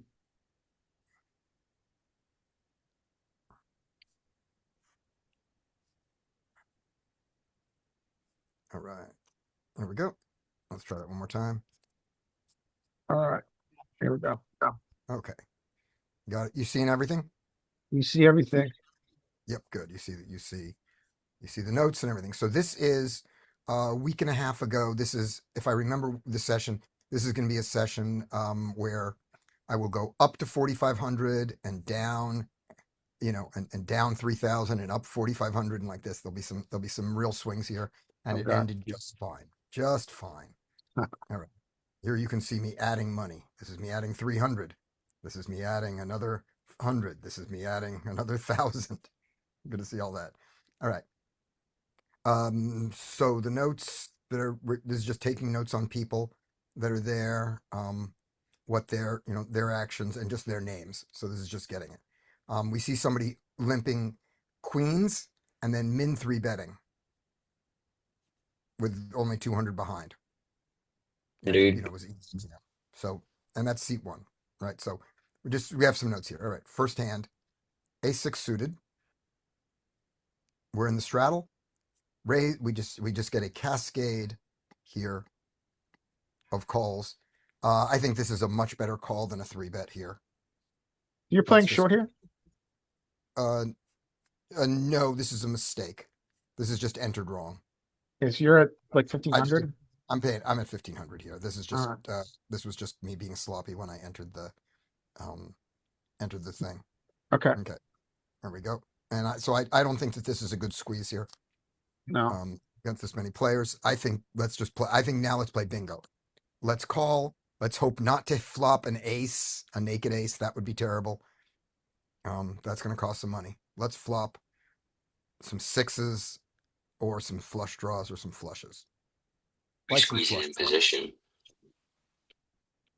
Say what? Who? Young Thug. Oh yeah, you could. Yeah, there we go. He's not a Do we thug. get the description of Young Thug? Yes, young thug He's a rapper. he's wearing and it's not young thug. This is a mistake. This is an older Greek guy. Okay. And so it goes like this. Check. He bets 40. Fold, fold. Check raise is fine. I think check call is better because he bet into three people. Yeah. And so he bet what percentage of the pot? 1/3. Totally Oh, reasonable. yeah. Okay. It I should be think nice. I think I prefer. I mean, so I think in theory, um, you're going to check raise more here with like lesser flushes draws, like king high flush draws, queen high flush draws, and you're going to check raise less when you're drawing to the nuts. Yeah, How much because do I we don't want have to knock behind out if we the put a fat raise in? right. Yeah, and I think Um, and I get he's got I have this 1,400 behind. I don't know why this number is this here. but if you check raise to like 200 here, there's much in the pot than 600 with 1,200 behind. So then you get to what? Either jam a lot of turns. Yep. I still like check raise. Okay. But remember, he's chosen to bet into three It's into true. three. He did just bet in three people, which actually, yeah, know what? I'm gonna change my opinion there. We are not heads up. Right. Okay. We're not heading. It's not at all. Okay. Yeah. Turn is the 6. Okay, that's great. It's It goes nuts. check, check. River is a Interesting. and I decide that I don't have showdown. Even Yes, though I but do. what is he gonna do with a lot of his showdown here if you check to him? You think he's gonna bluff it? I I think don't. he's gonna call. Check. I would call. I mean, I'm gonna call here a ton when you bet. Right, Because this is a very overbluff line. right, Unless you go, I think you either have to go like 400 or look to check rate. right. So what I've decided with this is that although I have a 6, and even though it went check check on the turn, I've decided I don't have showdown. I could be Mhm. wrong, And when I bet, when I do have showdown, it's fine because he either calls me with a worse hand or he folds, and I still win. So it's a risk, but it's not going to cost me. You know what I mean? It's an unnecessary mistake, but it's not an expensive mistake. If I have showdown, I lose nothing by betting, except for the risk of when I'm wrong. All right. So you're So gonna go big then, because we're turning it into a bluff. I'm turning it into a bluff, We're right? gonna go like 2x pot. I decide I don't have showdown and I pick up 300. And he loads up to call and makes it very clear that he's calling. So I put in 420. So I go more than 2x pot. 420. I put in Mean. 420. Yes. And Lol. he says to me, I thought you were a gentleman, and folds as if his check was, oh, we're just going to check it down because it was a multi-way pot. And I said, I'm sorry, for any misunderstanding, let's just play all 3 streets from now on. Interesting. I think that his check might not have been weakness. It might actually have been like, oh, we're agreeing to check it down now that it's just the two of us. Yeah, but he would have called with anything half decent. So I don't know if it looked like I think he was going to call 300. was it an honest one, or was it one of the ones where don't bet because I don't want you to? It I'm didn't seem counting out threatening. chips to try and disincentivize you to bet here. I don't know. I didn't, Okay. but I certainly didn't get an aggressive fuck you from him when he picked it up. I just saw it and I decided that he Was was he loading up the call and I was not going to, and that my cue was that this was not my cue to check it back. This was my cue to bet bigger. was he looking you in the eyes? No, I don't know. I think that that is a very like I feel like a lot of the time that's bullshit. it could have been. It could have been. Yeah, like when they do that shit, it's so Yeah. bullshit. Like they Yeah. have because they're like, how often do you have a solid hand and you start counting out calling chips while they're counting out chips? I don't, but I also don't, Yeah, but I also but don't I've play never, only one. So, yeah, like I don't see anybody that when they have solid hands here, when they do bluff catch, that they sit there and like as the person's counting out their 75, they start counting out 70 or whatever. right. Like, they're Yeah. doing that because they have bullshit and they don't want you to bet. That's certainly that was certainly something I considered why I didn't reverse and go to, oh, he's going to call me. I better not bet. That's Yeah, why I yeah, decided I'm going to bet even more to make sure. yes. All right. Like, I Um, mean, I was thinking that we win at some portion at Showdown here, and that when he comes out and bets small, we just check rate. If in sometimes, or if he comes really small, no, does he gonna bet anything? I think we can just call. yep. Yeah, I don't Right. know. But with It's this like the guy, overbet, nice overbet. yeah. But if he was on the gentleman track, he could easily have a 10 here and not bet it, and then I don't get to bluff him, It's true. or whatever his gentleman track was. All right, we get new player at the table. So we've described people. We have there we go. So it doesn't matter what they are. We have a young Asian guy comes up. We have a 30s, 40s Asians with his hoodies and a backward hat come up. Seat one moved to seat two. He's the limper. We have a new seat one, another young Asian, and I put in the note, "Oi, I've got enough young Asians at this table." And he pulls hundreds from an envelope, not even from his wallet. Interesting. For those of you who don't know, the envelope tell is this is someone who has come to play poker and he has divided his money into buy-ins. So he may have a limited number of buy-ins that he's come like I'm going to take 2 buy-ins. So he may have a stop loss on him, but he's come to play poker and he's come with the money that is poker money, not wallet money. That's an indicator of a regular. Could be. I mean, a professional wouldn't do it. Was it to tell? No, a professional doesn't do it because the professional is not taking out individual buy-ins. He's just recording it. I mean, a real pro, I someone who got it. plays for a living at these stakes. He has enough money or enough chips, to do as many buy-ins as he needs, and he doesn't have a stop loss of 2 buy-ins because, or 3 buy-ins because if the game is good, he's got more money in his pocket. Yeah. But this is not somebody who just decided to play poker instead of going to the movies. Got it. Was it a That's what it's regular envelope or a bank envelope, or would it matter? It was a white envelope, which you can also get from a bank. So it could They have been all that know also. I play for Could a have just living because I bring all ones for right. people. I have, by the way, I have gone to a casino with $1 bills that I got from my street show, and I've run through that. Okay. Or Then we quarter at him. yes, our tall Asian with a light beard said blocker, and he used it correctly. Then we get a seat 6, a middle-aged white guy. Finally, these are my notes. All right, C1 Ricky. We this is how a guy plays. What day This of is the a guy- week is this? what day of the week is this? This is Saturday. This is a Saturday starting at 10:20 in the morning. We're gonna be there all day. So they're playing a day session on Saturday. Yeah. Our seat 3 bluffs the river.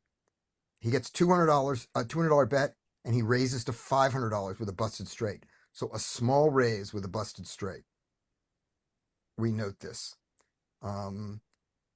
Seat 9 bets 260 on the turn and stares at seat 1. Seat 1 never looks at him. This is remember how many times we have not where you go, oh gosh, they'll see me bluffing, they're not even looking at you. This guy bets and he stares right at the guy. The other guy doesn't even know he's being stared at. He never looks at him. He looks at his hand, he looks at the board, he thinks, he calls out of position. Then the river, and he calls, he's out of position, and seat 1 then just jams on the river, and seat 9 folds. So I believe he's taken the measure of the guy. Whether he's bluffing or not, I don't know. But I suspect he was, because when I looked at the guy who called in seat 1, I'm sorry, the guy who called in seat 9, let me get this, hold on. Seat 9 bets 200 on the turn and stares at seat 1. Seat 1 never looks at seat 9, right? And then he calls. When I looked at him, he was not happy making that call. And so the fact that seat 1 jams the river tells me that his hand was not one that wanted to get called, because he would have had to bet smaller. So I think this was a bluff. I don't know. I never saw it. Donks is open-ended straight draw for 45, bets the turn for 55, never gets there and just gives up, doesn't bluff the river. I have to load up another $100. We lost one of our white guys and got a new young Asian. Great. We have a guy who's got an O-limp fold range. He's limps and folds. And a lot of people are talking poker. I must not participate. That's my note. Do I succeed in not participating? You guys know me. I fail You did miserably. not. I fail miserably. But I do keep it down a little bit. All right. So here's our limp. Here's our limp from a guy this is the guy who bluffed the river. We have that note. There we go. We have, what fucking hand do we have? Oh, I didn't put in the hand. We have on this hand, Jack Jack. We have Jack Jack here. So we raise Jack Jack to 65. Folds around, and the only guy who calls is the bluffer. King 8-8. He checks. What do you want to do? What do we have? We have Jack Jack. Check. Absolutely. Absolutely, we're checking here. This is the guy who's the bluffer. We check. Check. What is his range? Right now his range is everything. Hmm? We don't know what he would have gone for check raise. We don't know. We don't have any indication that he would have donked. Oh, we're in position. We're in position. Yeah. We checked in position. We did not bluff. We did not bet half pot to try to get him to raise his strong stuff and call his weak stuff. I checked to say I'm going to hang on with jacks. There's a number that will get me to fold, but I'm not intending to fold this hand here. I'm intending to get bluffed. 10 comes. He bets 80. What do you want to do?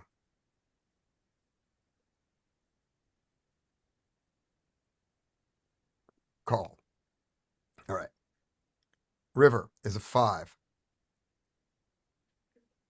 He bets 100. Oh, Oh, no, he checks. No, he He checks. checks. He checks. Okay. Now what do you want to do? Do we think he ever checks a king here? Not often. He's unlikely to be checking a king. He probably doesn't check a lot of. He probably has a lot of 10 in his He range could, here still. yeah, this Hmm. is this makes total sense with a 10. How big would you have to bet to get a 10? A 10 is probably folding to 350, and a 10 is maybe folding to 200, depending on who the guy is. Some, depending on how they, 75. yeah, something between the two those two. Can I ask a Well, question? Probably Yes, not a whole lot of eight is in his range. Am I correct to assume that? I would yes. be. I don't think he played it like an 8 Okay. because he has no. Because when he bets the 80 here, so he checks the 8 on the flop. Total sense. He has ace 8 suited. Does he have any ace 8 suited in his range? Sure. Does he have any 9-8 suited in his range? Sure. All those hands But other make than that, sense. that's really pretty much it, right? Yeah, an 8-7. 8-7. Yeah. Okay. Did Ace you seven. check back? You didn't check back, right? I checked back the flop. In the I river. did not bet the flop. He bets. He bets 80 here. So he could bet a 10 here. That makes sense. He could bet a king here. And he could bet an 8 here. All those make sense. He could have checked the flop with any of those, right? We think he just has a lot of showdown value here on the river that Yeah, we are ahead exactly. of. Oh, So yeah. we can just go. What's a 10 gonna call? Maybe 175. Yeah. So I do that.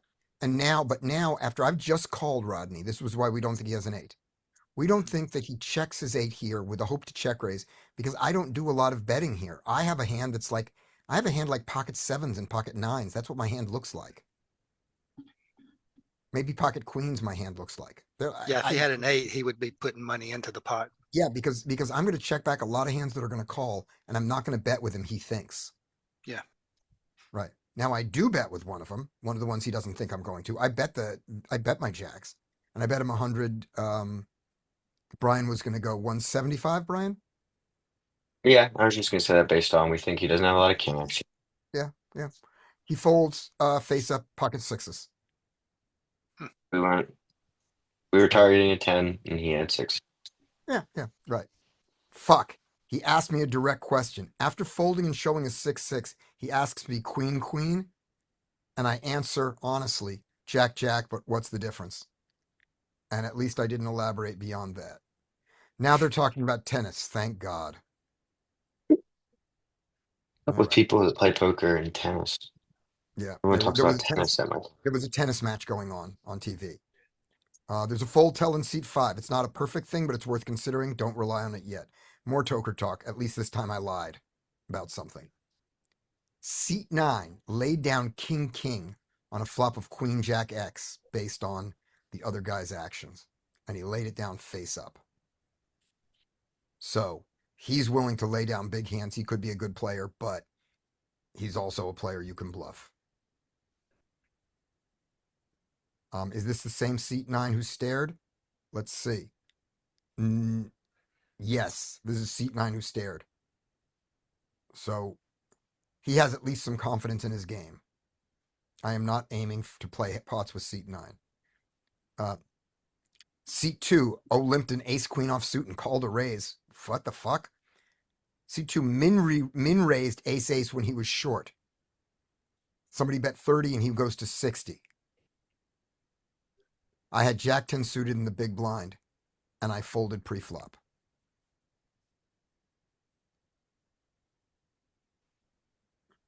And C2 is now broken, is long gone. New C2, another old white guy. Not an old man coffee. He's thinking, but he's not studied. He's a guy who thinks, but he doesn't study. All right, we played with him before. All right, next hand. There we go. We've got ace 9 suited. Great. So folds to us. Oh, there's a limp. What would you like to do, Dean, with ace 9 suited here? Crazy daisy. Okay, let's do that. Now, do we have anything else going on here that the notes say? The cutoff has not shown a fold tell. He's a guy who has a fold tell and he didn't show it. So that doesn't mean he's playing. It just means that we don't know that he's folding. We can't say we're in the cutoff. So we And we raise. don't know what, like, he could be just ready to limp too, you know? He might have been ready to limp. He might not have looked at his hand. You know, he might not show it on every time. Mm-hmm. He just didn't show his fold tell. He goes to Oh, 135. And sounds like a good tell, huh? yep. And we just fold. Mm-hmm. This hand probably mixes. If you just do an open against this, there's probably some mixing of 3-betting and folding with this ace-9. The ace-10 maybe calls. I'm gonna guess that that's what this does. And it's probably good standard fold because he's way. not really. He's Yeah. not going to be doing it too like wide, I bet. Right, because also my hand is I don't have a normal raising range here. I have a Mm. raising range more like the low jack -1, or I have the top half of my raising range because I'm not gonna be squeezing here with like the very bottom of my range very often. Well, so we just fold.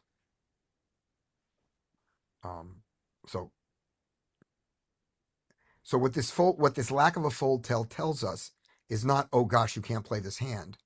It's just like a blocker. You know, I don't have the extra information. You know, his hand, we know nothing about his hand normally. Well, we know his hand isn't bad enough to just fold. So it's now pushed it towards that side. All right, there we go.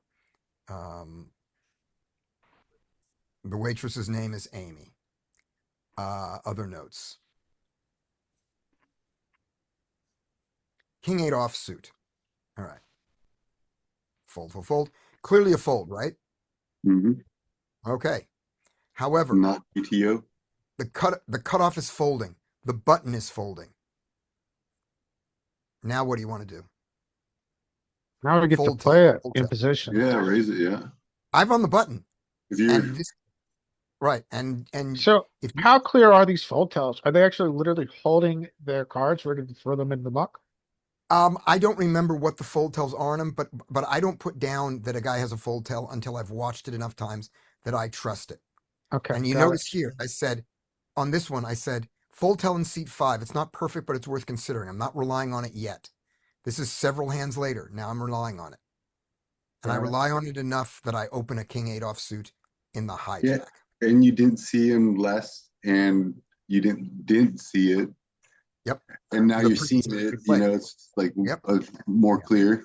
Right. And remember, I'm the best player I'm the best poker player in the world. Yep, So for sure. Been if in I the see study group fold, enough. I know that. yep, if I see a fold tell, if I see a tell and I believe it, I'm going to play accordingly until it goes wrong.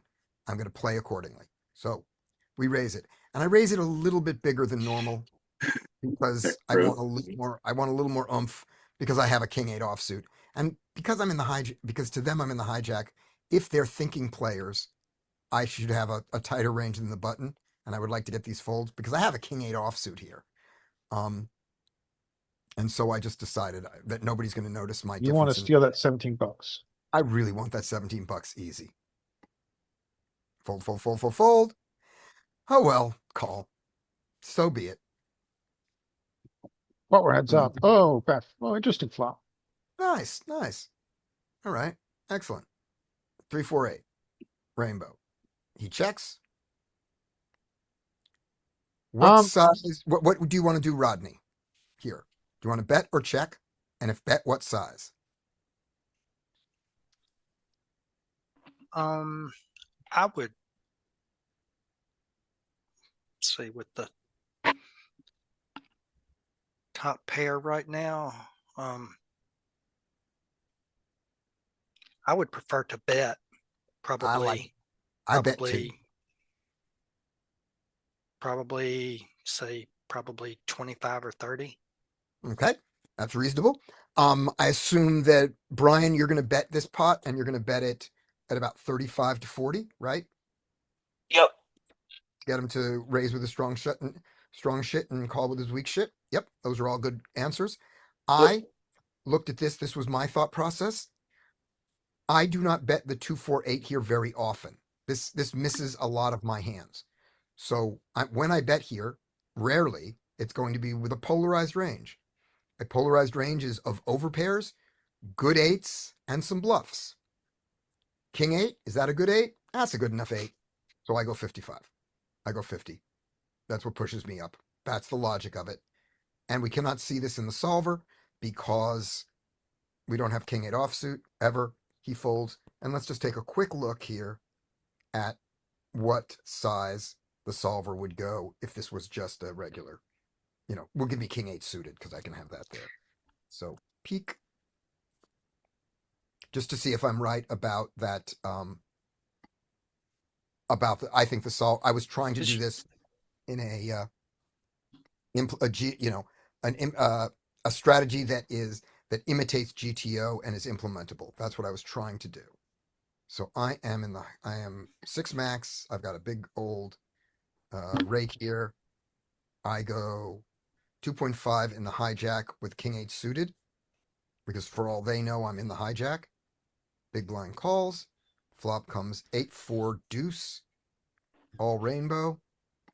I don't think I bet very often. He checks. I bet rarely, and I almost always bet big.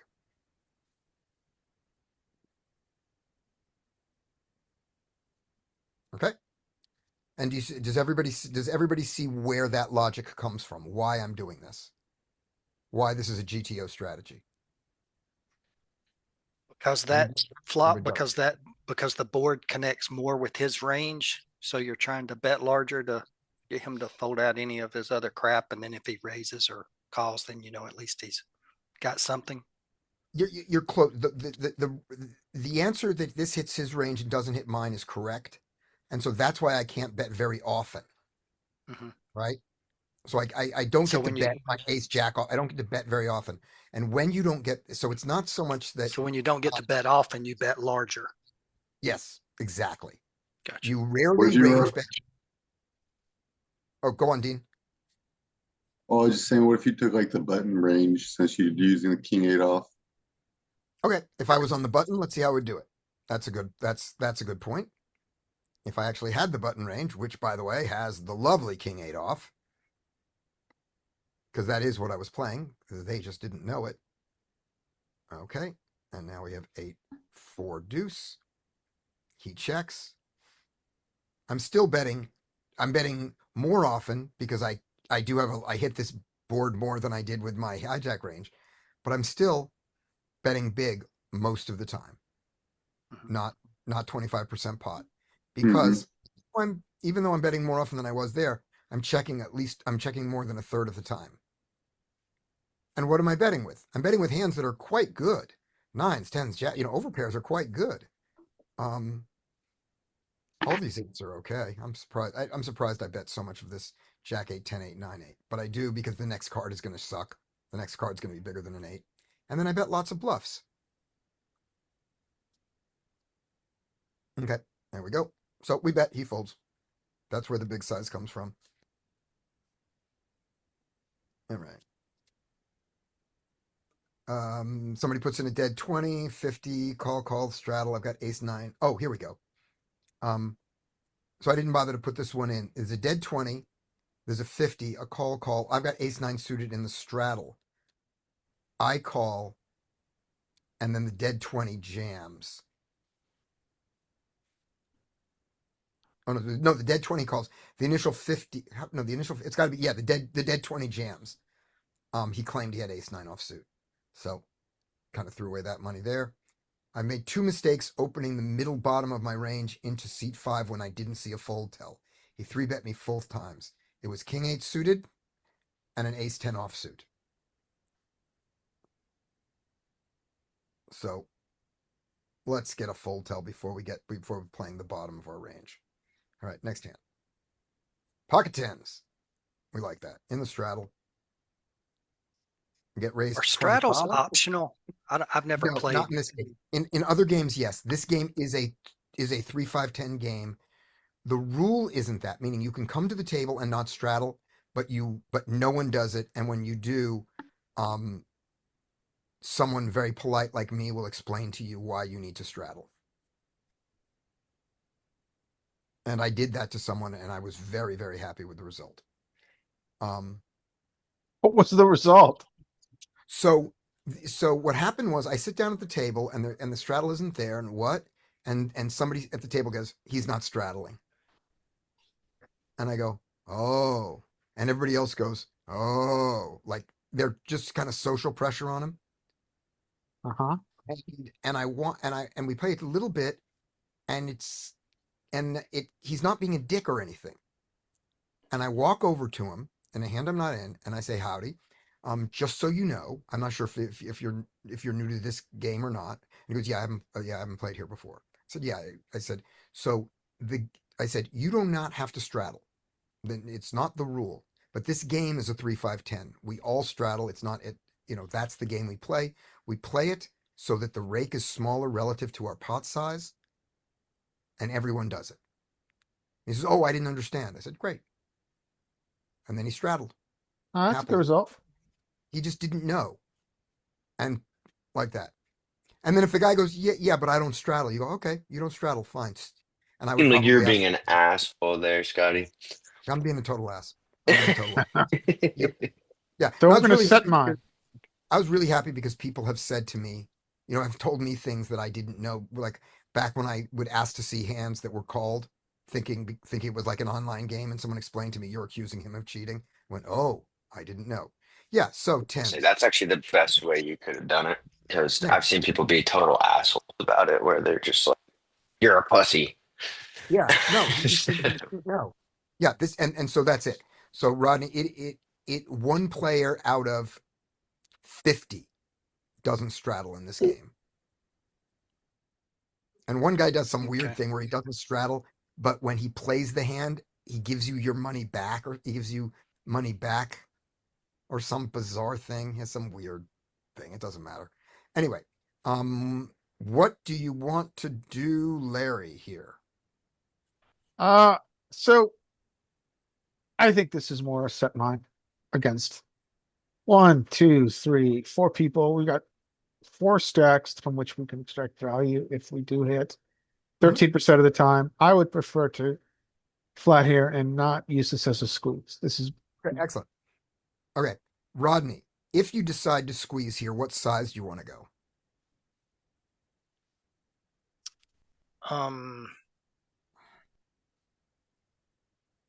And you're not long, Larry. This is a perfectly fine hand to call behind. yeah. What would you make your Would out of you- position squeezing hand? What would you make a range So- for that? I'm used to seeing everything in big blinds rather than dollars. So, Okay, this is 2.5 so- big blind. 2.5, then I would say you'd go 12 big blinds. Okay, That'd be let's right. do the math here. We want to do 4 times. We want to do pot plus 25, right? Because we're out of position. So Yeah. we're doing pot. So that means So 4 it'd be times 4, bigs, 100, so 125, 150, 175. 175. Yep. Okay.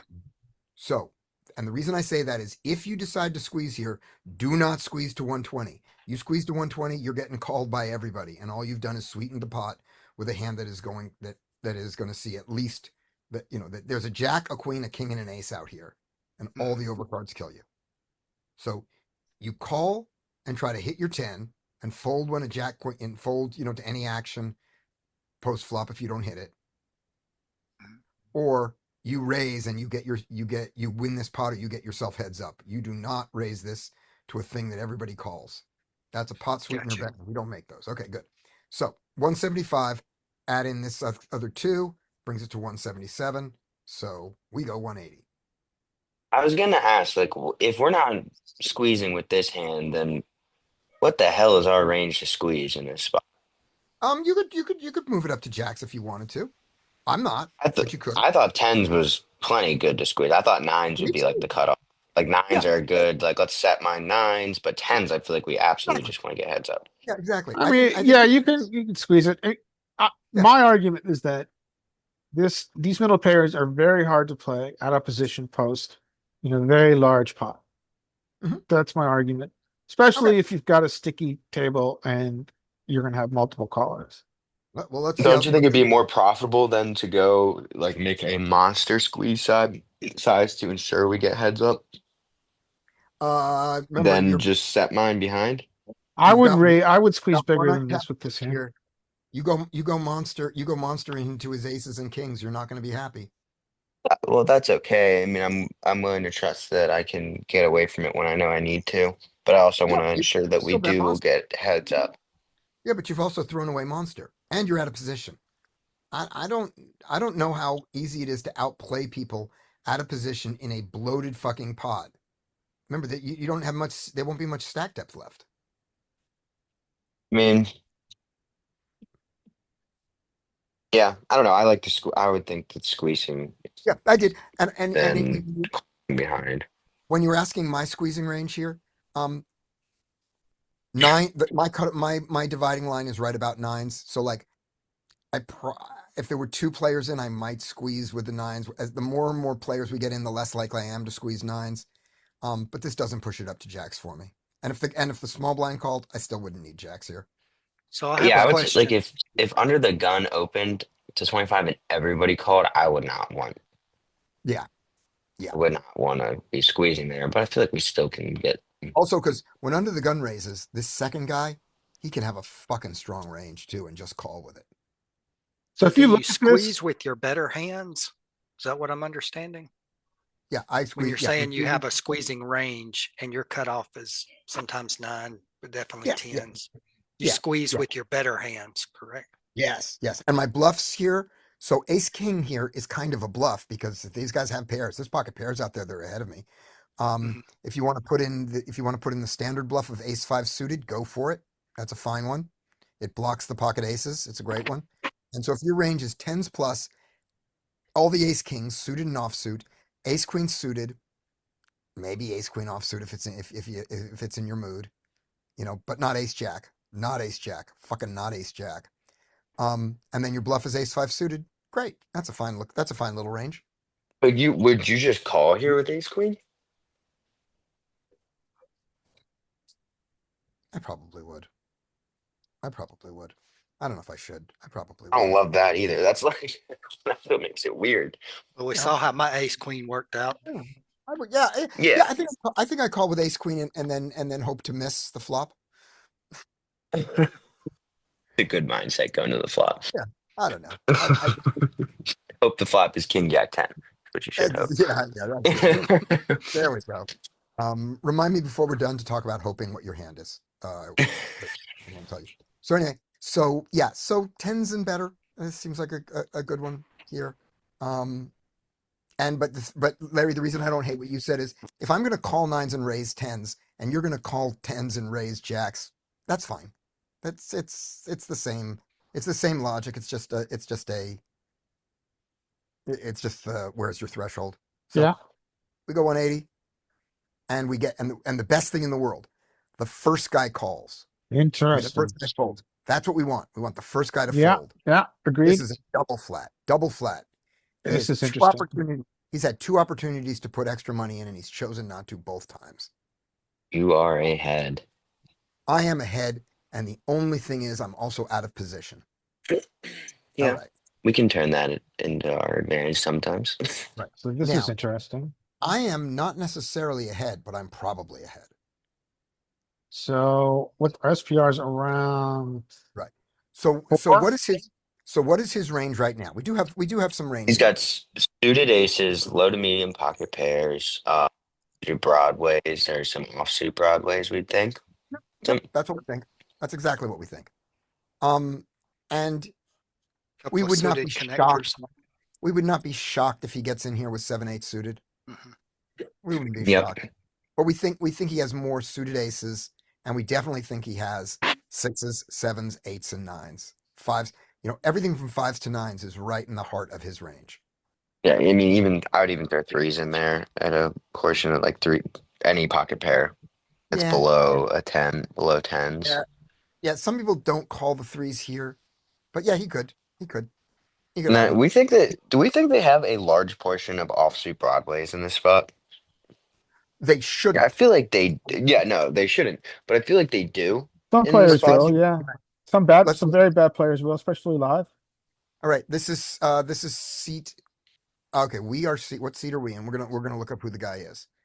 So I'm in seat 4. So 5, He's 6, not 7. good either way. This is seat 9. Oh, that's not good. But he shouldn't be all as good as you think he is if he's sitting here going Right, double calling. right, That's a exactly. big Or mistake. I agree. Or he did Or it to let in bad players. Is there right, fish to his left?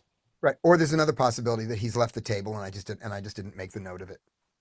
Okay, I was gonna say like if there's a fish to his left, but even though there was another call in between him and the other guy, right? Or is he the first caller of the race? First call. He's the first caller. First caller. So he could, if there was a fish on the small blind or something, then yeah, Yeah, maybe yeah, he'll. yeah. He might What have I done want to that. know is when you're going to play a hand with the waitress Amy. I know. The No. good thing you're taking notes on her. Yeah. Yes, exactly. All right, here we go. So Um, yeah, right, I think Josh has a good idea on the size of him.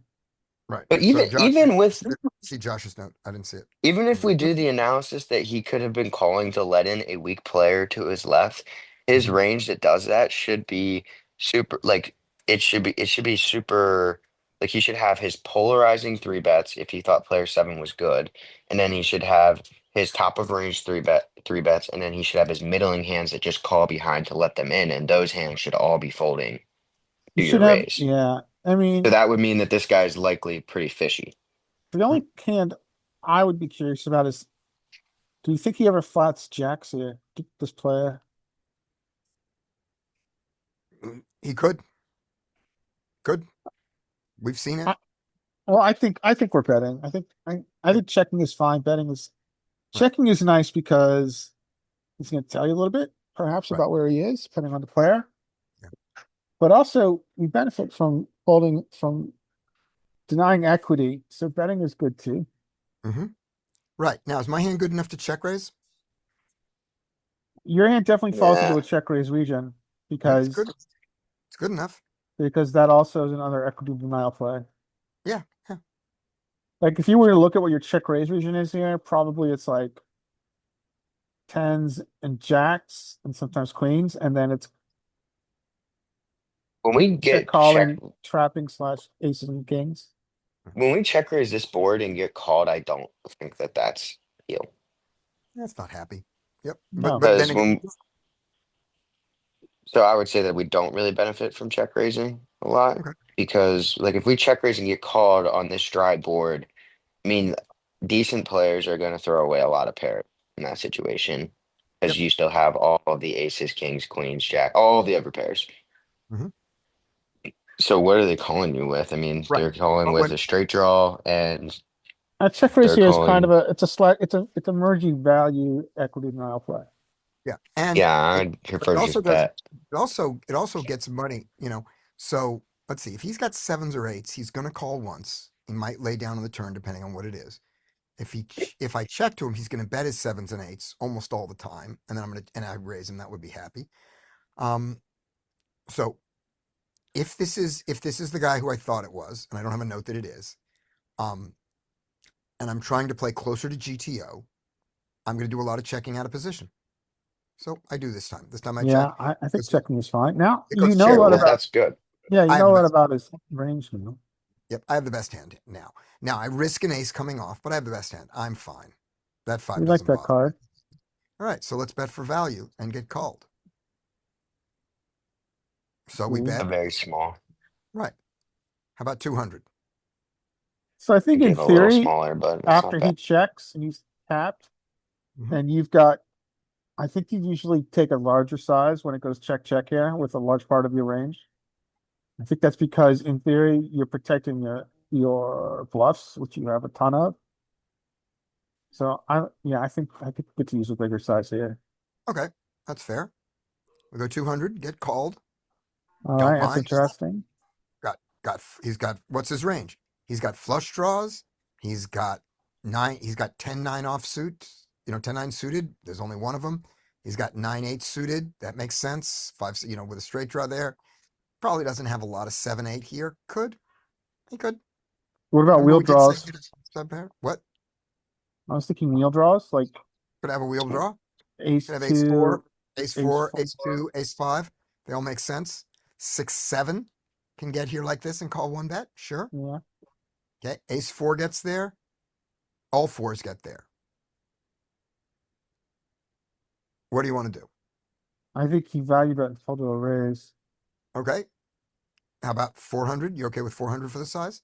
Yeah, I think that's good. Okay. Good size. Okay. You get raised and you get raised non all in, by the way. It's a. I think you overfold. Like that. Okay. That's what we did. Mm. And then we put in the note, damn. So we get a table change. I don't know if we asked for it or if we got forced to do it. I don't remember. I think the table may have broken. Mm. But whatever it was, is we get a table change, and now it's a limp fest.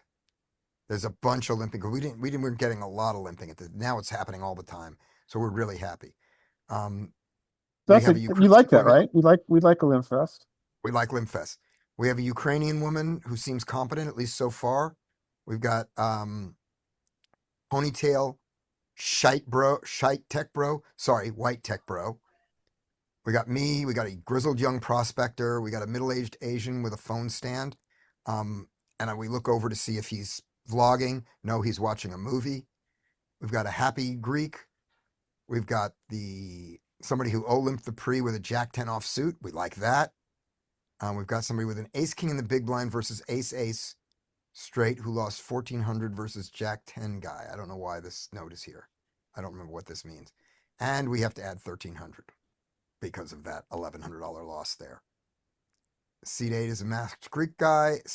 Seat 9 is a Asian child who seems good. So far, we've seen limps we saw a limp and a re-raise from early position from seat 5. So we got a tricky limper there. All right. So that's our lineup. Ace 5 suited.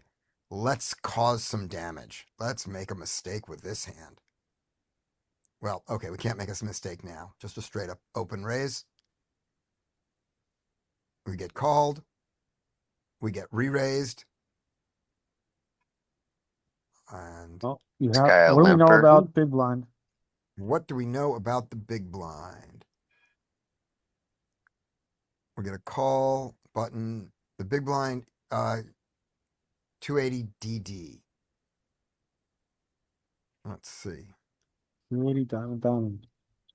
What does DD mean? Is it one of these guys? Do we know who it is? No, we don't know. I don't know what the DD means. Right, but then the crazy thing happened. Right. So he New goes to driver.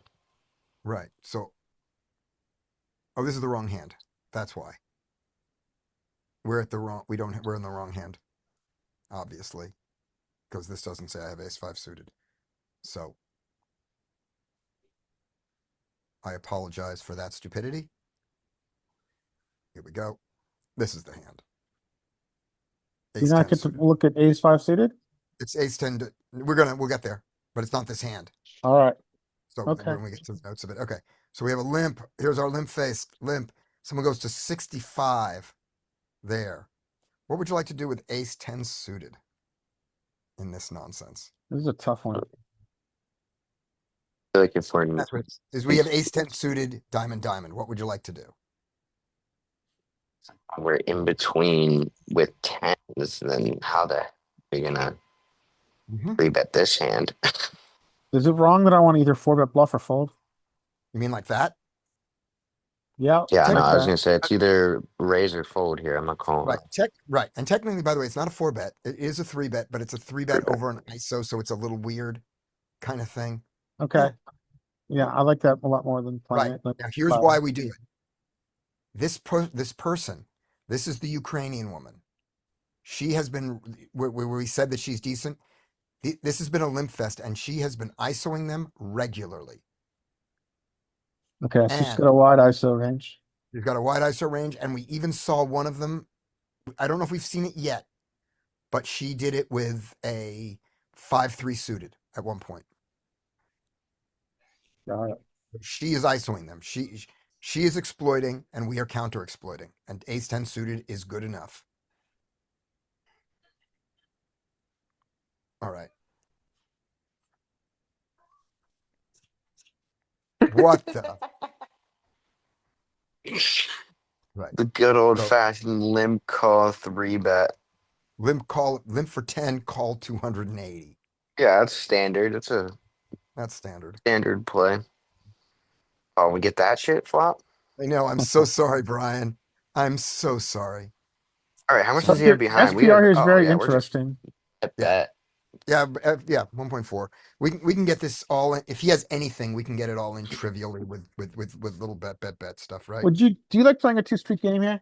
Or is this hand too Sure, strong there for are a two street clubs. game? Sure, there are clubs. There are straight draws. Why not? Well, what is his range that gets here? He's got suited aces, and Mm-hmm, he's got pocket pairs. He's mm-hmm. got offsuit broadways. He even has, I mean, even has as strong as like ace jack here. Do we Mm-hmm. think ace jack is just gonna fold? I mean, he's got some flush draws that can get here, some suited Broadway flush draws will get here. I would say we just go for top of range here. Sometimes he has jack shit and folds, and sometimes Right. we just go bet and get all the money in and win. It's going to be hard to get a lot of money from a hand that doesn't have an ace or a draw in it. So Yeah, let's that's what. so Yeah, so might as well just let, go for it. let's get a little bit of money on one street from pocket nines, like that, and then let's get the rest of the money on the turn. So We think we're getting a lot of calls from pocket nines with the small size. I don't know, but I decide to check out of position because I find it amusing. I'm on check out of position day. I don't hate that either. That's not off. Oh, dude, you Oh, got to fold now, right? It goes all in for us. I fold it. Ace Ace queen. queen. That's what I was about to say. They have hands as strong as ace jack here. Ace Yeah, he queen. does. He does. Yeah. Check jam win. That was easy. Okay. I think you should have folded on the flop, personally. Okay. I don't believe Um, you, Brian. I think you're making a this joke. seems this seems to say that this may have been versus the kid. That might have been what that note is, or this may be the next hand. I don't know which. Where that it just says via. I don't know what I meant by that. But there we go. Okay. Next And was hand. too strong to call. Another ace 10 suited. Okay, we get raised. Okay, so this is someone splitting their range. No, 40 could be. Let me see. No, this is her. That's her. Yeah, Oh yeah, we're three betting. this is us. This is her again. Yeah, so we're gonna three bet. Maybe this is a good hand to call and let the fish in behind on if you think that she's actually pretty solid. Like this You're could be a right. solid hand to just call behind and try and let them in and make some big mistakes. Yeah, yeah. I Like didn't think of jamming that. with ace queen on that Yeah, flop. yeah. I didn't think of that. That's not bad. That's not bad at Now that I'm all. thinking about it, yeah. Yeah, Which I don't yeah, make these adjustments usually, but if she's pretty good, it's probably a good adjustment to yeah, yeah. And this hand plays fine multi-way. I mean, of yeah, of we the could have hand with this. Yeah. This is like totally ace reasonable. five definitely three bet, but like ace 10, ace Yeah, jack suited maybe, and then like we three bet ace queen and all that's yeah. top of And range. right. And these stack depths are probably accurate. We each start with about 3,000. These are Yeah, it probably makes it even better. yeah. So here we go. We get a flop of straight draw. Check. I'm in a three bet pot. I'm in position. I've got a draw. I'm going to bet. My size is going to be medium to small. Don't know if it's right. It's what I do. There we go. 80. And I would not hate to do this in a GTO style, so we'll look at this one because this hand is totally runnable. What does she Okay. do? She calls. Don't like that. Turn is a 3. She checks.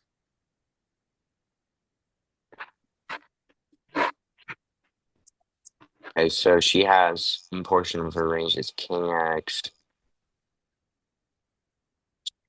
queen X, flush draws, straight draws. Mm-hmm. So we If have we 400 in the pot, if we 800 get behind. 400, we have plenty behind to blast the river. Yeah, I was thinking of considering going a little bit less. I'm considering doing a small bet size on the river instead of a monster bet size on the river when we go really big on the turn because we can target just the flush draws and then fold those out on the river. But we're ahead of the flush draws Right. except for ace jack. Yeah. What do we think she doesn't have when she calls this 80? We don't think she has king queen, pocket queens, kings, eights, We don't think she has very much of that. and eight. Right. Because I have on this board, I have hands that will call her check raise, like ace king and aces that she has beat. And I have flush draws and Honestly, yeah, straight. never mind. I think the tab size can be good on the river Yes. from a thinking player. The thinking player might even fold king jack. Yeah. Right. Now, I do not know why, looking at this, I don't bet, you know, 300, 400, 500, and then go big on the river. I do not know why I didn't do that. Do you not bet at all? No, I What do you bet do? 1,500 right now. I took the pot down. Oh, no, hold on. You bet 400, yeah. No, I did. Oh my God, I love myself.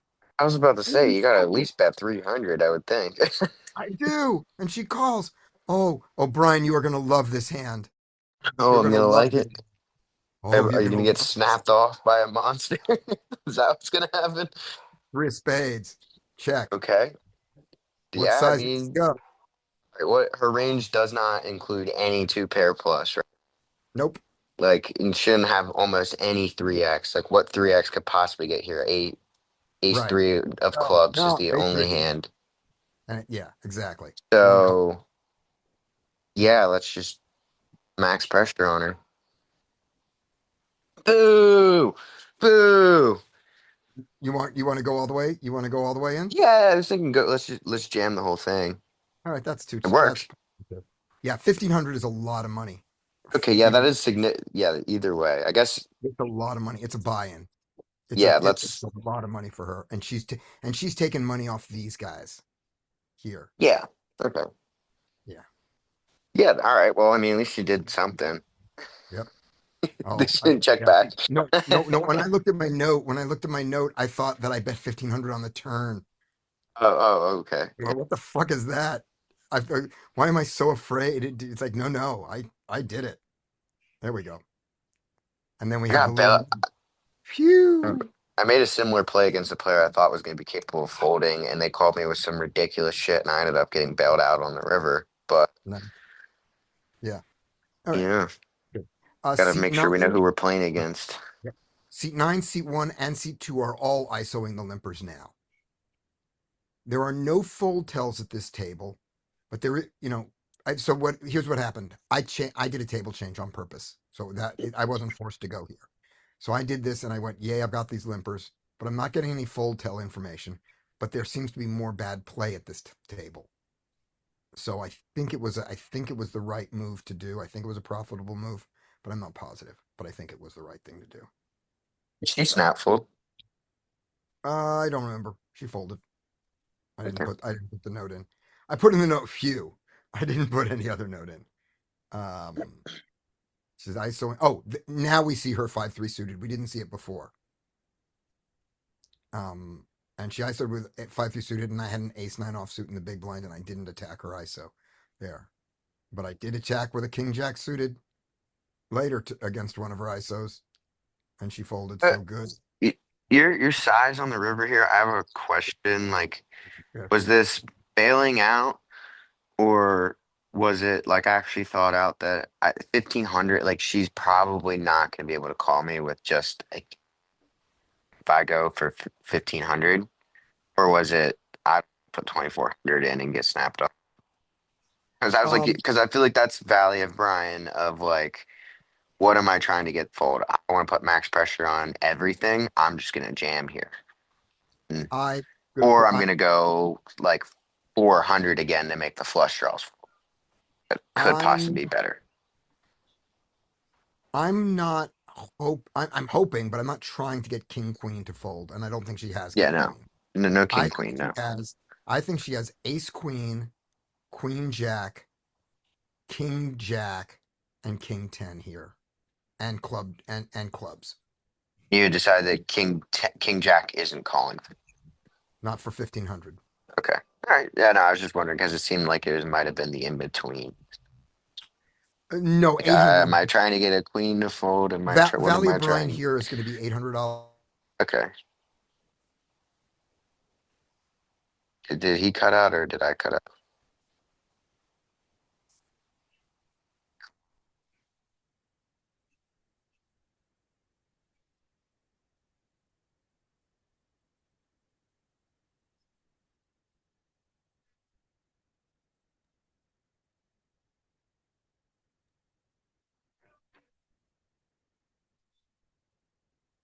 Is everybody gone?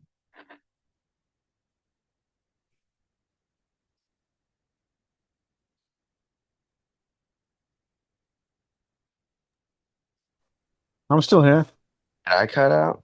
Or No, I can hear you, Brian. No, we lost Scotty. okay. He says Scotty's 800. back. I'm back. Didn't know if it was me or you, Scott. No, it was me. It was me. The computer decided that I didn't have a good enough reason, so it didn't want me to tell you it. That was my computer defending me from having to explain 100 was enough. But here's what my post hoc reason is, and I don't remember the exact thought process. It's at this amount of money, I don't think 1500 and 2400 make a big difference with what she's calling. We're saving 900 I think when we do this. it's sort of that. It's like this is big enough. Okay, then yeah, I think that's good then. Because I do that Yeah. too sometimes where I don't 2x pot because I'm like, I know this size is significant enough that I'm gonna get Yeah. the same folds as I would Yeah. go 2x versus when I go 1.2. Right. And I don't, Okay. and it's like, I didn't think that she had the snap off easies, king, king, queen, queen, 8, 8. I thought she did not have those. Mhm. I loved the 3 fucking up the king, queen and making my ace good. It doesn't make my ace king good, but it makes my ace good. So I I loved don't think, that. yeah, I think we're getting the fold from King Queen there, even I don't on think the I was getting the 3-3. full from king, queen, but I didn't think she had a lot of it. But I did think she had a lot of king. Mhm. Yeah, no, I like And it then. If you're yeah, saying I can save $900 and this is gonna yeah, get the same, this is gonna right. same shit's gonna fold. Yeah, it's kind of like if she's going to call, I don't know if she's calling me with a king or not, but if she's calling me with a king for 15, she's calling me with a king for 24. And if she's folding it for 24, she's folding it for 15. Maybe I thought that, or maybe I I like didn't it then. think, you know, Or you whatever. just said 1,500 is a lot of money, lady. You want to call it 1500 or is a not? lady. Yeah. Yeah. I wasn't kidding when I 3-bet you, because I mean, I've played I've played this as aces, kings, and queens here, given my sizing. Yeah, Yeah. All right. I So like we it then. win. Then maybe I Yeah. like that better than 2,400. We think 1,500 gets the same folds that 2,400 is. Let's go 1,500 and save ourselves. Yep. Get snapped. All right. Here we go. Ace 3. Now, here we go. The white tech bro is here. That's his name with the ponytail. He's got about 2,100. I've got, you know, some big number here. What does Misha mean? That's his name. It's his actual name. I try not to use actual names here, but I did. All right. So he's You're Misha. watching Misha. Yeah. Hi, Yeah. Misha. So it was pocket jack. So if you're watching Misha, I 3-bet you with pocket jacks. So we 3-bet and we get a weird call here. And do we have a note on who called? Nope, just a caller. Doesn't say who it is. We could figure it out, but it doesn't matter. Then we get another caller, and Mish. Oh God. Oh no. Are we losing again? Maybe. On the road again. I'm not going to try to outplay anybody in this hand. I can't see your screen. I don't know. Oh, I I didn't. can see it. You're Well then, back. I'm back.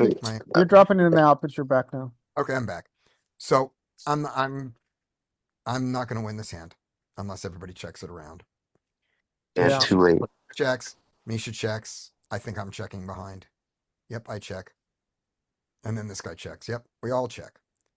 Oh, this is where the hand got fucked up. This hand. I Let's now go back remember. to flop here for a second. Yes. So I agree that you can check here. It's probably the Yes. ideal play. Yeah. But I would argue that if there is any flop you can see bet here in this weird configuration, it's king deuce deuce rainbow.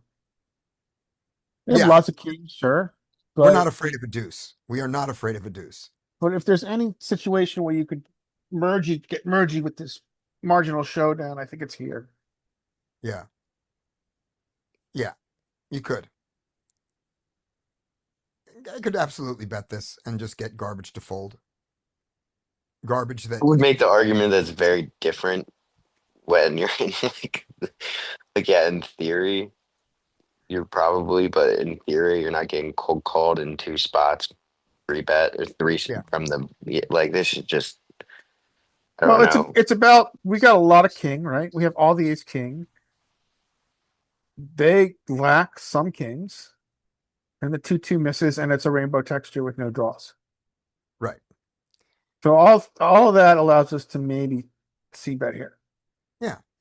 But maybe not, because it's 4 people in a weird Right. configuration. Yeah. But the only card we don't but there's only two there's only two cards that are bad on the turn to come, an ace and a queen, right? I mean, Yeah. if we're ahead now, we're gonna be ahead on the turn. And Yeah, checking is fine too. I think checking is give probably the preferred play. right. And we give everybody a chance to bet. He hasn't had his chance, he hasn't had his shot at it, and they haven't had their check raise shot yet. Yeah, agreed. Okay. So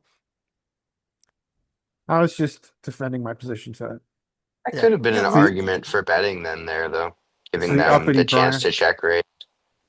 so you bet like 100 here, 125. If you get raised, you fold. And if they fold, they might have folded out a queen that could have beat you later. Plus, if you're really lucky, the guy who folds is player 8, and you're playing a stand-in position. Yeah, Yeah. all those things are nice. Yeah, so good things can happen with the bet. But checking is probably preferable again. And I think I think this is how my thought process went, because it's how my thought process went when we reviewed it. I'm definitely raising Jack on you. What the hell is that?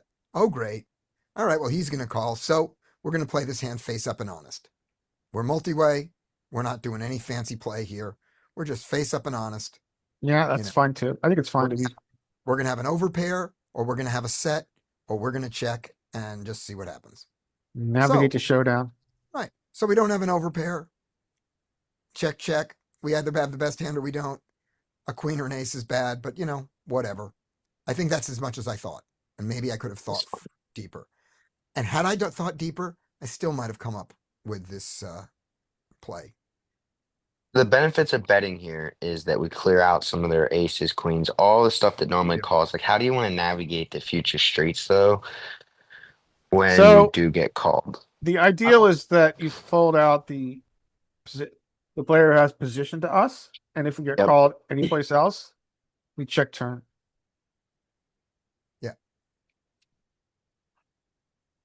And we have a hand I forgot to put in the solver to go back and do. But anyway, we'll finish this hand. So answering your question, Brian, how I think I want to play the rest of this hand. I think I want to have a queen or an ace come, and then I'm going to lose. And I'm going to lose when he either did have it before or didn't, or I'm not going to have a queen or an ace come, and I'm going to win.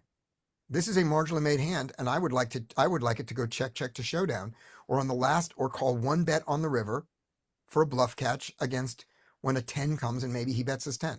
That's how I want to play this hand. I like that way. I want to check this hand to the river, or I want the turn to go bet raise and fold, or bet call and maybe fold, maybe not. Yeah, I just think when we're betting here, we're already turning it into a bluff against 3 other ranges. Yeah, it's kind of mergy, bluffy kind of. Yeah, like let's not a just bluff because you're not expecting better to fold. You're not trying to get pocket yeah. queens. You don't think they have it, and you're not going to get a king to fold. So you're not bluffing. You're denying equity, but whatever. And then this happens. Well, that's good. That's kind of good. Card. Yeah, that's a good card. Check, check. I think we can check again. Yeah. Checking is great here. Yeah, let's check.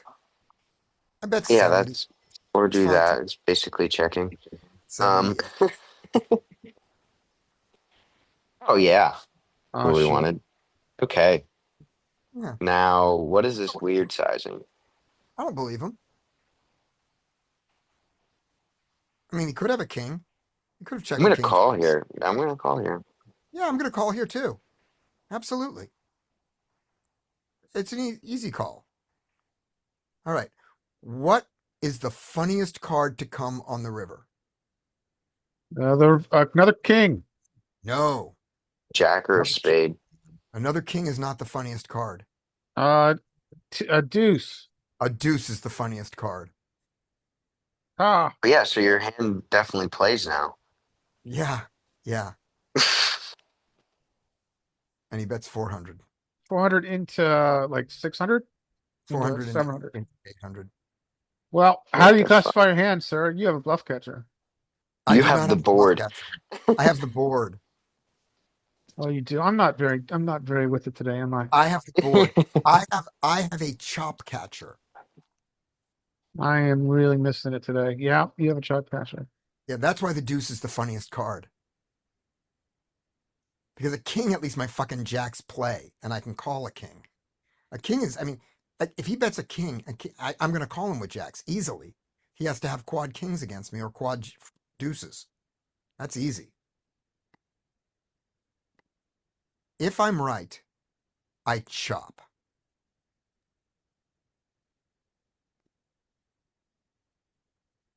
Fold. It's a stupid game and we're wasting our lives. All right. There we go. And the hand that we wanted to, we wanted to put one hand in solver. It was it this one? Yes, it was this one that we got in the conversation about. We want to put this one in solver. All right. So this is going to be low jack, Is it? long, and high jack. Yes. Yes. Yeah, we did. This is this But, one, okay. yeah, It this was was the the other one. ace 10 hand when we played it. Was When it? she squeezed on the button and then we Oh no, we're not going to do that because three we had bet. all the. This was a straight up one we can do. Which is, let's go to the 8 max version. All right. 8 max, save, raise. We're in the hijack with ace 10 suited. It has a raise in it. We take that raise. She calls. Flop is king of clubs, queen of clubs, something else. 8 of hearts. She checks. And our ace 10 of clubs likes to bet. Of spades. Let's see, do we have to have hearts to bet here? Can we bluff with anything? Let's see. Not common, but can we do it? You guys are in the way. Yep. 1.5% of the time. This is going to be pretty damn thin. So we bet. She calls. Turn is a 3 of offsuit. The 3 of. Yep, and we bet small. The 3 of diamonds. And we're going to go follow it up with the 3 of spades. Okay. 3 of diamonds comes. She checks. We now have to go like this, or we can't even see our hand because it's not there. GTO is not happy with this. This is some minority shit. So yeah, this is not a GTO approved line, and we will now move on. But clearly, I was not playing GTO style either. There. That's my excuse. All right. Back to the next bit of wonderfulness.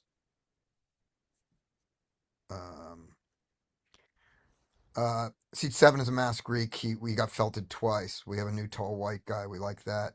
She's attacking almost every limp. Good for her. I 3 better. She is not happy. She says, "When was the last time I three bet her?" She said, "Why do you three bet me all the time?" I said, "I'm not. It's not all the time." And no, can't do that.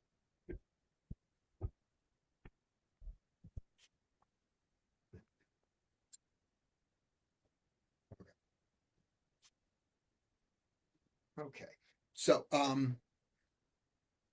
it's not all the time. She says, come on, when was the last time you saw me raising with garbage? And I wanted to say 20 minutes ago, 5-3 suited, but I didn't say it. Victory! I did not talk poker.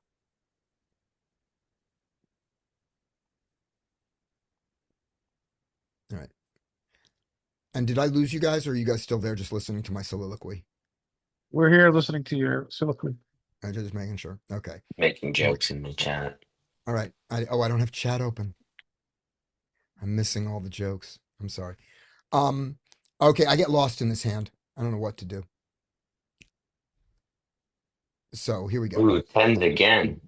Got tens again. We got a limp. Okay. We got a limp and an ISO from a different ISOer, but it's one of the regular ISOers. So we're of course going to re-ISO this. Yep. All right. What size would you like to re-ISO to, Dean? Let's see. A limp and then ISO. 30. I'd go maybe like 150. Okay, let's do the math. We want to go pot plus the bet. Plot plus 40. So what is the pot 170. in here? 67 Remember? plus 40, Yeah. 107. Right. So to get the pot, we do 3 times the bet, which is how much? 120. Right. Add another bet, another one in. So you can do it times 4 like that. But so that's going to be, instead of 120, we add another 40 to it and you get 60. good. Plus the dead money. 170 plus out of position. Yep. So 177. 177. So I go 180. Yep. So there we go. We go 180. Boom. Do you bump it up out of And it'd be position very even more? funny. And it'd be really funny if this first guy calls. All right. Yeah. If this first guy, by the way, if this first guy re-raises us, I am folding. Mm-hmm. All right, here we go. Like to think it's likely that he calls. Yeah, I don't think any of those guys. I think this guy's going to call. We're just seeing what we have here. We are. Okay. No, we get to So play out of this is- position. Okay, so here's the hand. Okay, The so fun next part. thing that happens, he folds, we get a call. We're out of position. And we get a flop that Brian is going to hate. You Ooh. Right, just flop the nuts. right. And I do not know what to do. Bet small. Deep are we? Or there's like Uh, around 4. That 3, yeah, 3. Just let's see, 3 would be, and more like 3 than 4. Flicking 100. I mean, Yeah, our 3. hand does benefit from a check raise this time. Yeah. But do Okay. we think he's going to stab? We think all his king X probably bets here, right? Or flush. Is our hand good enough to check raise? Yes, absolutely. Okay. And then we get it all in, and when it's a flush, we just hit a boat and we win, right? Yeah, I mean, you're going to hit a boat 100% of it. No, not 100% of the time, but you're also not going to get check raise jammed on without a flush. No, yeah. Yeah, so You get to, I mean, maybe I mean, it's really hard to mess up here because you can either just go bet, check raise, because it's SPR. yeah, I bet, and I went with instead of doing the 1/3 of the pot on a on a Monotone board. board check on a monotone board, I just went basically half pot. What about bigger? Like King X isn't folding if we go big here. All of their draws aren't folding if we go Yeah. big here, and we're not going to get a whole lot of value. Like we assume he doesn't have a ton of queens within his range here, Hmm. and yeah, so If like he has like let's just nines with a 9 of diamonds. probably not folding if we go big here. So, like, I think we can just go big and just pile the money in. Okay. And I I think he mean, has a lot of hands that can't call and a lot of hands that just going to be happy to put the money in as well. yeah, I remember the thought process here was just all over the place. It's like I have the best hand, except when I don't have the best hand. It's a monotone board, so when it bets small, I can check out of position. Is my hand good? My hand is good enough to check raise? No, it isn't. When I check raise maximizes fold equity. I don't want him to fold when I have the best hand. I lose to, the deuce of diamonds comes, and now I lose to when it went check, check, and he called me with some bizarre ace nine offsuit, and he has the nine of diamonds. You know, I just was lost. Well, So let's look at it from every. yeah, so What happens if we check? let's look at this. If I He check goes check, check. and he has a king, he's gonna bet it, Yeah. and he's So gonna we, probably bet it small. If he has a flush, he's gonna bet it, and he's probably gonna bet it small. Every so often, he's gonna have the ace high flush, and he's going to check behind one street. yep. Not often, but every so often he's going to do that because he's invulnerable. So what Um, happens when he bets all those and, hands and we check raise? and let me finish the one thing of range, and then I'll go to you. And when he has the hands that I think he has a lot of here, which is a lot of pocket pairs, um, they all check behind, and some of them have a diamond. All right. Now, having said that, what were you going to say, Brian? That's what So happens. all those hands that bet, one portion of them call the check raise. So like those, especially the pair with the flush draw, all that calls the check raise, which is okay. But they're all of his Not, king maybe it's X not. Maybe it's folds. pocket nines. Pocket nines with a What's up? nine might fold. Yeah. But yeah, So, but if we go, so say, one second. I think leading big here or continuing big here is the best option because when we check raise, we fold out a lot of his king X because we're going to generate that fold equity. And then when we lead big, his king X is probably going to call a large size at least one time, right? And his flush draws are all going to call as well. But let's make it unprofitable for them to call. Okay. I think Sounds that's the good. better line for those reasons, and because our SPR is enough that we can just go. We could probably Right. And bet 400 here and jam the turn. right. The And turn. then the only hand class that doesn't like that is when he has a pocket pair of anything and it has a diamond, any low pocket pair that has a diamond that Yep. wouldn't call a bet because it's too low to be drawing to, Yep. but is going to beat me unless I put some Yes. bizarre pressure on the four flush. And I don't want to put bizarre pressure on the four. I don't want to turn my set into a bluff. Yeah. And So it's nice in that portion of his range and not great in the other portion. All right, let's see. Let's see what you do. Black In eights. this situation. All right, we're in the big blind. And he's the cutoff. This would be the equivalent of this. All right, so let's go six max. So we have some rake here. All right, cutoff raises big blind with pocket tens. Takes it. He calls. Flop is king 10, king of diamonds, 10 of diamonds, some other stupid diamond, seven of diamonds. All right. And pocket tens are confused. But the Everything one in your thing, range is confused. yeah, yeah, which is good. I like being confused here. The one thing they don't love the bigger bet in equilibrium. That doesn't mean exploitatively it's not a good bet, Brian. I'm just saying Yeah, it I mean just, that's yeah, a monotone board. What's the word for heuristic? yeah. We just don't ever big bet in Yeah. theory on monotone boards. In order to be balanced.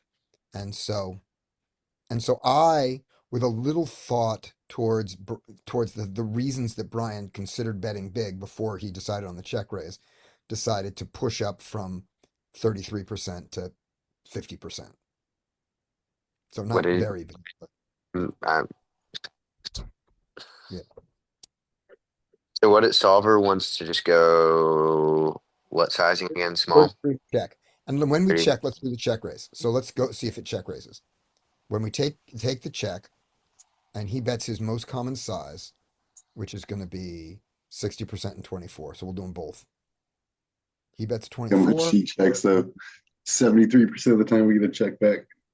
and we mix.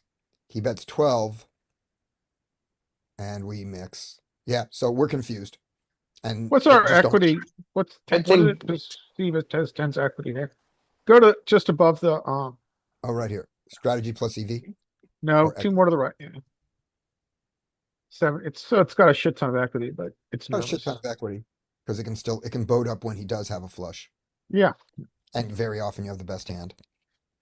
Yep.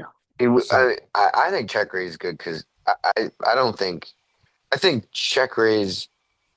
I think betting is the best. I think just big bet is the best option, okay. but I think check raise is the second best option. I think check call a little anything.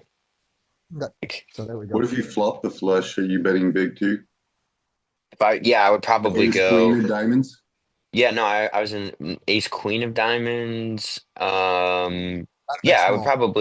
I would probably do. What would I want to do with ace queen of diamonds? That might be a different situation where I'm gonna go. I think No, you got to bet. Oh, I think you got to bet small with ace queen of diamonds, but you can bet big with ace deuce of diamonds. yeah, that's what I was gonna say. Is I like it better with I like a with ace deuce of diamonds. I would like to go bigger with ace queen of diamonds. It's gonna be he's gonna have like the best thing he continue with is like king jack off with the jack of diamonds. Yep. And just to remind those of you out there who are trying to play GTO, it's small. It's check and small. There are no big bets on this Yeah, board. There are no big bets on monotone boards in general. But if I you was don't trying to have play to. in theory Yep. based Yep. approach or a GTO Yeah. based approach, would be Yeah. going big. Yep. And you don't have to play GTO. Just reminding us what GTO is. We want to know it. All right. So I got lost. It didn't matter. Um, we are now playing with a dealer. We have a dealer playing with us. That's never fun. So he's someone who has seen a lot of poker and yet doesn't play well. Have you had him as a dealer? Yep. Yep. I've had him As as a your dealer. dealer, so he's seen all your hands? Oh yeah. Well, he hasn't looked at them, but yes, he's seen me play a lot. He's seen all of us play a lot. He's got 450 bucks. He sits down for 450, so he's buying in short, probably with he's probably buying in with his tips, sitting down a break. I've played with him many times. He's played many times with us. He's, you know, he's fun. All right. We have Jack 8 Just suited. saw you guys' trash and was like, I can do this. Yeah, exactly. And I mean, for example, he's got 450 and he limps. Let's start with that. Right. So Jack 8 suited. Complete. What was that? I don't have the balls to ISO this, but I would complete, but you're I more like than the welcome play. to ISO. Yeah, I don't even know that it's play. I don't know the balls. I think that might be the best play. Yeah. I'm gonna begrudgingly agree that I think it's not a good time to ISO it. All right. Good. So we don't. A And then we get position. that. And we get Ooh, that. How nutty. about that? Oh, whoa.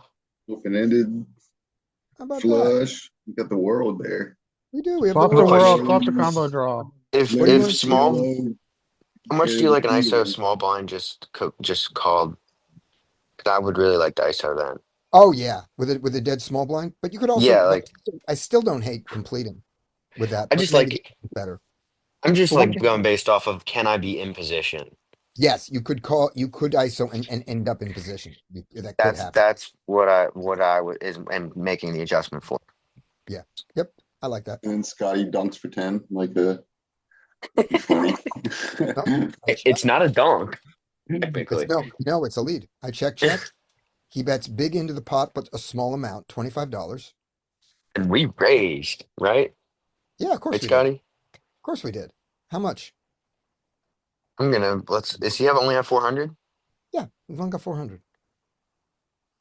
So if we raise to 100, he calls. We got 250 in the pot. He's got 300 behind. Yep, I'm gonna go 100 and jam the turn. All right, that works. I'm going to go 200 and just Or big it. you, We I was Ooh, have. about to say you can Just trying to get jam. in. I'm just I ready to like get. it. I'm just ready to get the money in. How about just Just jamming then? saying, If you're gonna do that, I just got a good jam. hand, and Good you're jam. scaring the big That's blinds okay too. right there.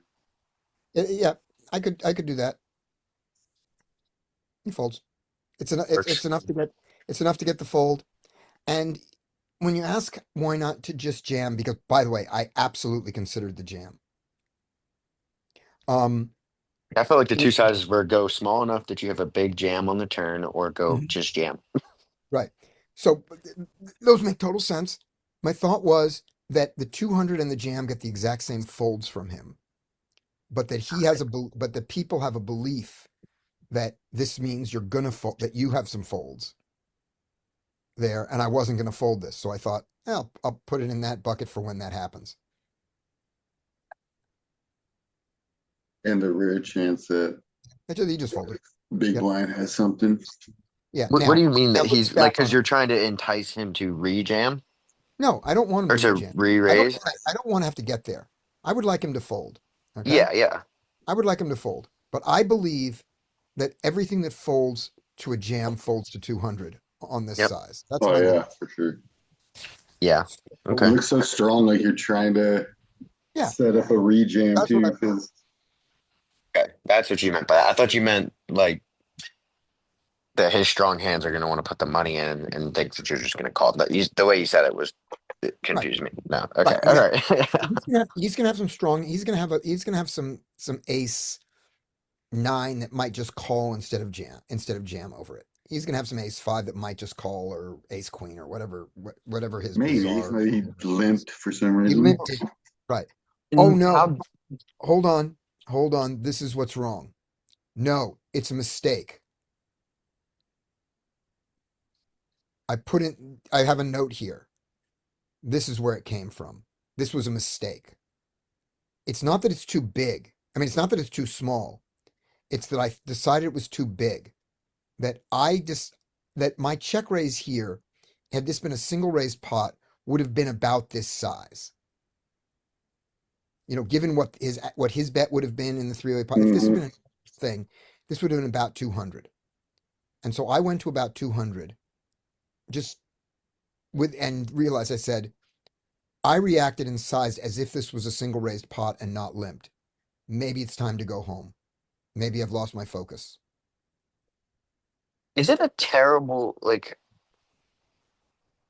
I It's have this thought is that I kind of what I do like about 200 instead of jamming is that, and I know a lot of the players they just don't have the guts to call you when they think you're bluffing, but Mhm. does the jam just seem so much like a bluff that Maybe. Yeah, yeah, yeah. it's Have you? worse than it is like even like half the time they still don't call you even when they're like I think you're bluffing. But like Mhm. maybe this is better because it's still bigger than 100 and it applies a shitload of pressure, but it doesn't look quite as bluffy I'm when you're not not trying. just going jam.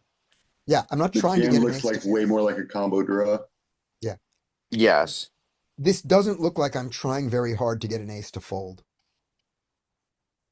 Yeah, that's kind of what I do like about it is that even though most of the time they still don't call you, Yeah. that you're you just don't you look a bit stronger when you don't just jam here. Yeah. Yeah. Like you kind of want to call, Yeah. And but you and don't there want them to get there cheaply. and there's this thing of, well, why wouldn't you have just jammed?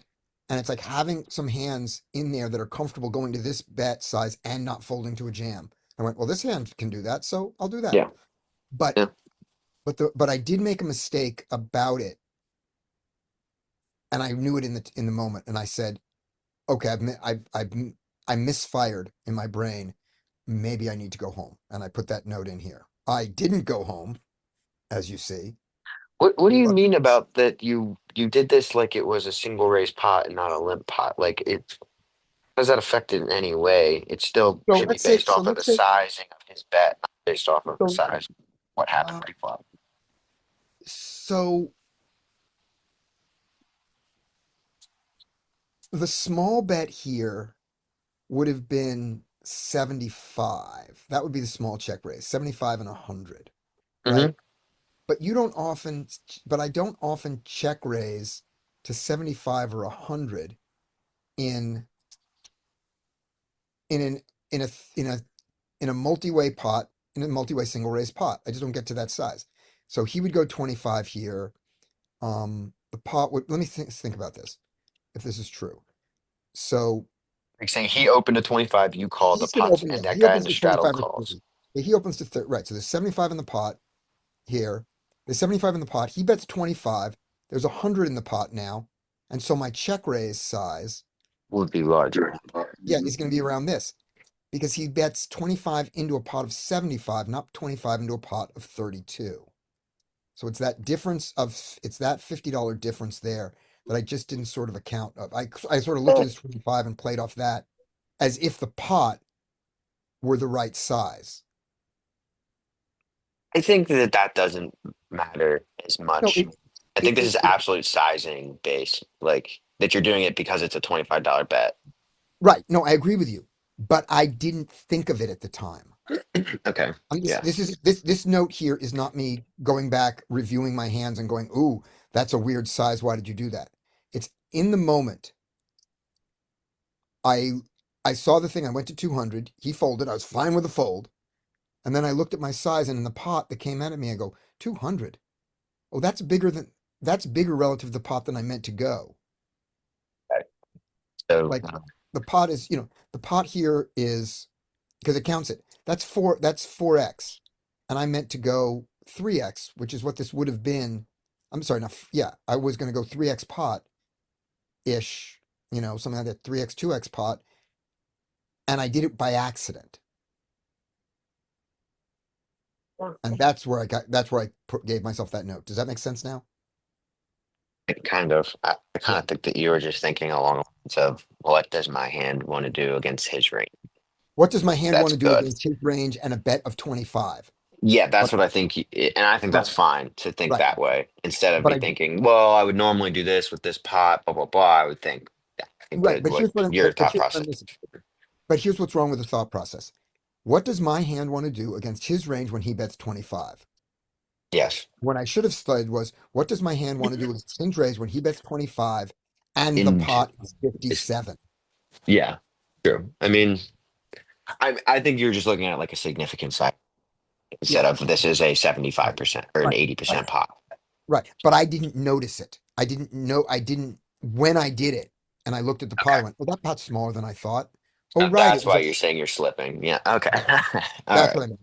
Just I that might you have, weren't paying attention. It's like when yeah, you jam into someone and realize they only had like 20 big blinds left and you thought that it right, was right, more. exactly.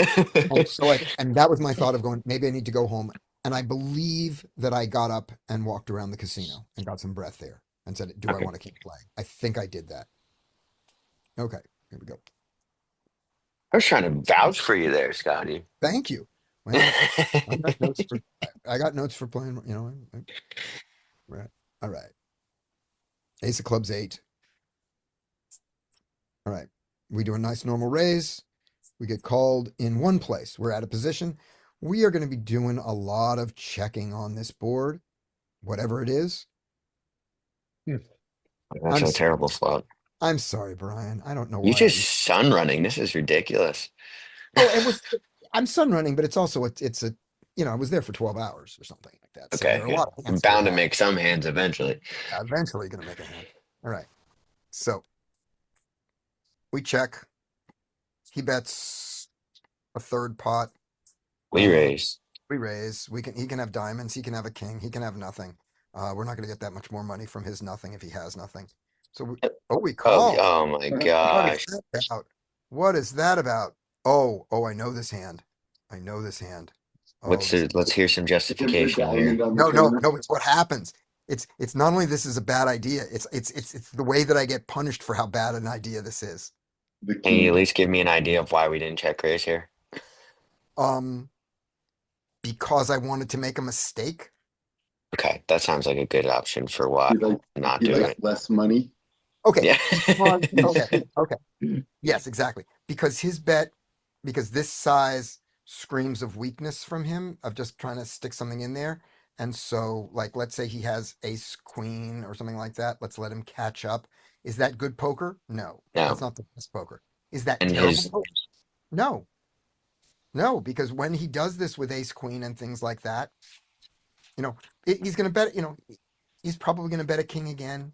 If he has diamonds, yes, I let them. I give him a free card. That's not great. A king will call a raise, but he might bet again. Um, but an ace queen is going to fold immediately, and an ace 10 is going to fold immediately. Well, that's exactly what we should be targeting here. Yeah, right. So Let's. there's two more streets to go. I have two more streets to go. Plus, if I raise here, we don't get this comedy. Oh Jesus, fuck! What do we want to do now? Now we want to check call. Now we absolutely want to check call. Mm, Check. He bets 100. We want to call. Yep. We want to consider folding depending on size at some point. The funniest river will, of course, be No. a spade. Of course, it's a spade. What would you like to do? Let me ask one question. Am I the only person here who check called this flop? Is there anyone else who check called the flop? Okay, Slow just, playing this is fine at the all end of right, the Larry. world. Okay, good. Larry, Okay, so Larry, Larry's got your back on the slow play. thank you. Thank you, Larry. So having done it, what would you like to do on the river now? Larry's a good friend. There's- And sometimes this isn't a terrible play. Block isn't the worst thing in the world. You can block, but I think I'd check and see what he does. all right, check. I kind of like, no, I was gonna say, I kind of like where you're going there with like, what is his range that gets here? Like Kings. when he has some king X, but he can still have some Sevens. nines, tens, Yeah, like that. He could have got there with a flush. Now it's gonna be hard to get some money out of this flush. But I yeah, think that there's like we can just bet and fold to a raise. I think there's enough hands that will call, and we get to go super small on a block yeah, yeah, that can get those nines and tens to call yeah, and just fold, and then just always fold to the raise. yeah. Yep, that's all doable. I think it's you guys both had Nate. Yeah, we both had an 8. Yeah, makes. Nothing. Yeah, But yeah, Even nothing if you matters. check raise, if you're going to chop eventually, you're right. Yeah, yeah. If I check raise, he's not folding. Yeah, as played, it doesn't matter what I do. As Mm-hmm. played, it goes the same way. now when it doesn't run out like this, how much money do you get to stack this guy when you check raise? Yeah. There's Yeah, no king on the turn. aren't I Yeah. gonna aren't I gonna stack this guy anyway on the turn? Well, Is what it? if the turn brings in a diamond? What if your mother brings I in a mean, diamond? Or she a doesn't like nine. diamonds. Or a She's not nine with them. offsuit. Okay, all That's right. true. Or Then you get nine of stacked. clubs. Yeah, I don't know. That's true. I mean, I guess eventually you get to stack them. I think that there's enough hands that are inelastic that you could have gone for the check raise. I think the check raise is the best play. Even you, don't sit here and try and do devil's advocate. Even you know you wanted to check raise there. But I did, no, I said who what would deviled that? happen if you did check raise and then the king comes on the turn here? You're gonna check and Maybe then I gotta check. Yeah, you check raise and then you check and like what if they start betting out here? You're gonna fold an 8, Brian? oh, I'm so with you. I'm so you. Brian's gonna fold. Brian's gonna make a fold because they never bluff the turn. Yeah, Not that's what's true. gonna happen. Not That's true. no. And plus, he's probably not gonna come out and bet his 8 on the turn. Probably not. Yeah. So screw All you right. guys. Did I'm going home. but he did with the king. He did on the king turn still. After Yep. getting check raise, you think he's gonna do that? Oh No. yeah, if he had like he might not. I mean, we're not check Yeah, raising probably kings though a not. lot though. We're not check Bluff. raising kings a lot though. No, he's Okay, gonna. so He's not what about the bluff. situation where that happens and he has a flush draw and now you get zero more dollars from him because his flush draw just looks like shit to him because Yeah, there's a double pair board. and his flush Yeah. draws the diamonds, and he doesn't come in anyway. So Yeah, yeah, so like if we check raise and we get called and the king comes on the turn, I'm probably still gonna bet because there's still I mean maybe I would go super tiny on the turn though because what does he have? He has flush draws and now he basically is king X. He's got other he's a 8x and flush draws, and diamond. we're not getting more money from the flush draw. we actually can. Yeah, I think maybe we just check the turn still. He's probably not going to blast off on the turn because he's going to be scared as well. And then we go thin on the river and get called. Yeah. And you're talking about when a king doesn't come, right? Just And we making just sure. pay more rake. Well, I'm saying when a king, even when a king does come, like the check raise is still the better option because we Oh got yeah, the extra money in right right, there that we right. weren't But going to we're not get betting. when Right, he but we're does not have betting. a flush draw. Right, but we're not betting. We're not betting the turn when the king because we're Yeah, it's a targeting. little, it's pretty thin to bet. I was thinking about doing it, but I was like, what do I comp Yeah, really much anything? So might as well. And then, but how often is he going to start blasting then on that? yep. Probably not that often. And then you go check, and then when the flush does come, maybe you can start betting again, hoping he has a flush. Well, yeah, if it goes check, check, I think that he's not going to check behind a whole lot of king X there. So No. let's go like pretty tiny here. And maybe we can get called by a flush. But I don't even think we want to bet the river then at that point, you know? So I apologize for this next hand. We have aces. I know how much you hate aces. Um, so we've now discovered that Plus, most seat of the one. time we're paying the rake for it anyways. We're just chopping. Yeah, but we maximum. This is California. Rake's maxed out. Yeah, Rake's maxed out. So Yeah, yeah. Rakes three, maxed five, out. 10. When flush comes. Yeah. Seat one and seat two turned out that they're a couple, but they don't appear to be playing as a team from watching. And so I'm sort of looking at that is that there are a lot of things that they could do as a couple that they, that they don't appear to be doing. Are But seat one and seat two literally seat one and player two here? they are player 6 and player 7. Okay. And it's me, it's the Ukrainian woman and the tech bro Okay. are a couple. And they went to a juggling show. So they're good people. They're weirdos. So I've decided that's in my notes. So I've decided that I'm not going to do anything like ask for them to be separated or change tables. I'm just going to sit there, but I'm going to be aware that they could be doing this. Would you normally ask that? No, I would just change tables Hey, if I saw it. I was mean, all the time, and they both just play very poorly, so it's not too bad. yeah, exactly. When they both play poorly, you don't worry about it. I think you can detect. I think you can detect when people are playing as a team. Well, when I see the wife stacked husband, I kind of all of those assumptions are gone. Yeah. And the kinds of things you're looking for here is if they do the thing of that when they're in a hand against each other and nobody else is in and they check down, you just whatever because people have these stupid check down agreements. So but when you see them raising until somebody gets raising somebody till they get out and then they check down, now they're cheating. Um, if you see only one of them is in the hand most of the time and the other one isn't, you're pretty okay. Um, Look to see when people are signaling their cards, it's not hard. You may not know what their signals are, but you can see that they're doing things that would be a signal. Like if the other one when they're not in the hand isn't paying attention, they're probably not signaling. Do you guys know the old style cheating signals? No, Okay, let me show them to you. I don't know that anybody does this anymore, but if you see it, then you should know it. All right, let me start my video. I if don't know you how much. see it, say something. Yeah. Okay. If you see something, say something. So, this is an ace. This is a king. This is a queen. Just where you put your hand. Oh, really? Just relax. Yeah. Just kind of like touch your head there.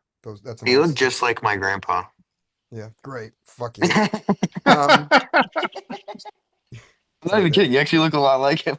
Oh, okay. In my day, we didn't have chips. We put a horse into the pot.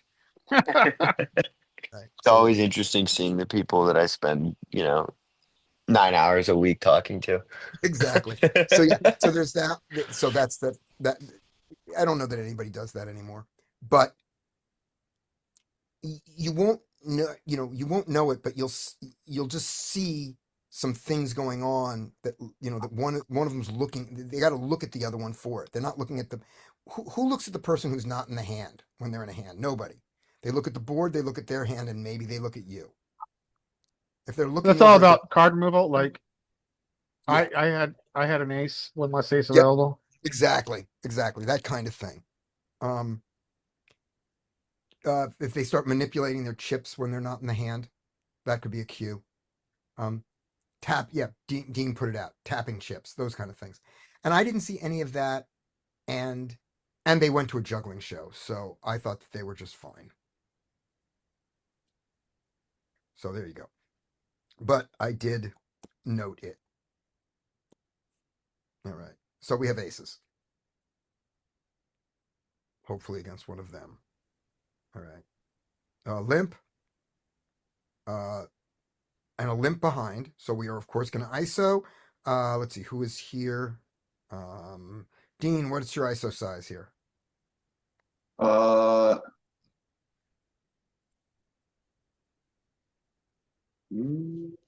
60. Yeah, I like that. Yep, 60 is nice. I'm going to go. I went 55. Same thing. All right. We got a call, and we got two calls. Dying Ooh. for a call. Right. I guess So we should have gone bigger. Right. So we have the we have the best hand right now.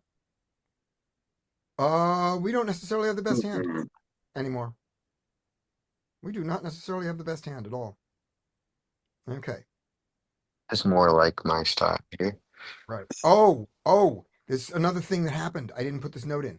These guys posted 5 to get a hand, each of them. This is new people. They left, so this is not the same people. So they each posted 5 and they each limped to complete. So they have shit hands. Oh, when you post, you just post the big blind, not even the straddle size. That's Yeah, funny. they post 5. They post 5, but then then you have to fold the 5. You have to put in another 5 to play. So he Uh-huh. posts 5, he posts 5, he calls the straddle, he calls the straddle, we raise, they both call us. So their hands were not good enough to raise when they put money in already. So they have shit hands. But Right. contain a king. Yeah, I think they like king 10 off. Yeah, they can have a king, they can have a suited king, they can have that kind of thing. They probably King don't have a juice. pocket 5. We do not expect to see pocket 5s here. All right. They probably both have king 5. They probably both Yeah. have- right. So the other thing, so it goes check, check. And my opinion here was, actually, no, somebody else, talk about what, Larry, talk about what you want to do here. We don't have, this is a way ahead or way behind situation. Yeah. On this rainbow texture, I don't think we don't benefit from denying equity. I think I prefer to check and see what happens on turn. Yeah, exactly. Give them a chance to feel bad.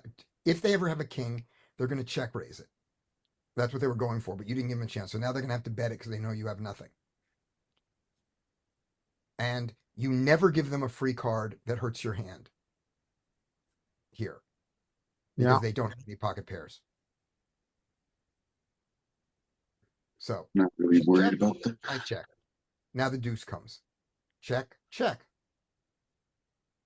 All right, now we have the best hand the majority of the time. Most people would bet their king Real- here. Yeah, we always have the best hand here. I mean, yes. So we just assume we have the best hand. Okay.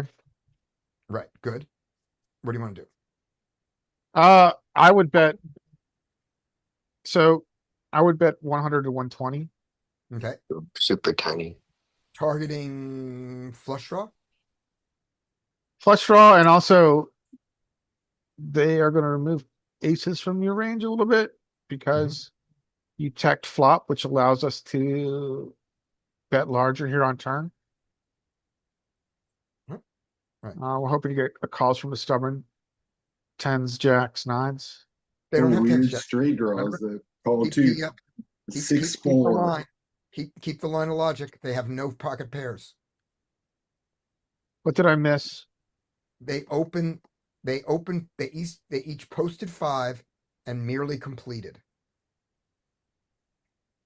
So he Okay. put $5 in there, looks down at pocket tens, pocket jacks, pocket nines, pocket eights. Don't you raise there? Portion, I wouldn't completely, I would remove jacks and tens, and maybe nines, but I would say that they still have Okay, eights, good. seven pocket threes and deuces. I can see Okay. your point. So maybe then we don't have to go that large. Maybe we don't use a larger sizing. We use Yeah. We use I did go 60. I did go 60 on the fact of I said that there's some flush draws that are going to call, but the 5 and the deuce are highly elastic. Yeah. And it's easier to have a 5 or a deuce in their range than it is to have a flush draw. They have 3-4. They could have like so 60. much. Can have 3 The 4. range is like crazy wide. Yep, 60 is great. very nice, very nice. Great. And then That's exactly what Ooh. we wanted, right? we got the check raise. He folds. Well, good thing you know a ton about these players too. Right, he just sat down. Um, what do you want to do, Larry? To your hand. We can call, but it's very uncomfortable. He very easily have a random king here. Hmm. So what kings does he have that he calls your ISO to? He's got some suited kings. How many suited kings are there? 2 combos. I They mean, got they got to be bad enough not to raise pre-flop, but good enough to call my yeah, raise. And what So and what anything suited? category? None. There are no kings that fit that category. I mean, good from a good player. yeah, Yeah. We don't yeah. Well, expect. no good player is going to post. They're just going to wait. Yeah, exactly. So, I think if this is a small size, I think we call and see what he does on river. Exactly. Right. We call. No question. Keep waiting.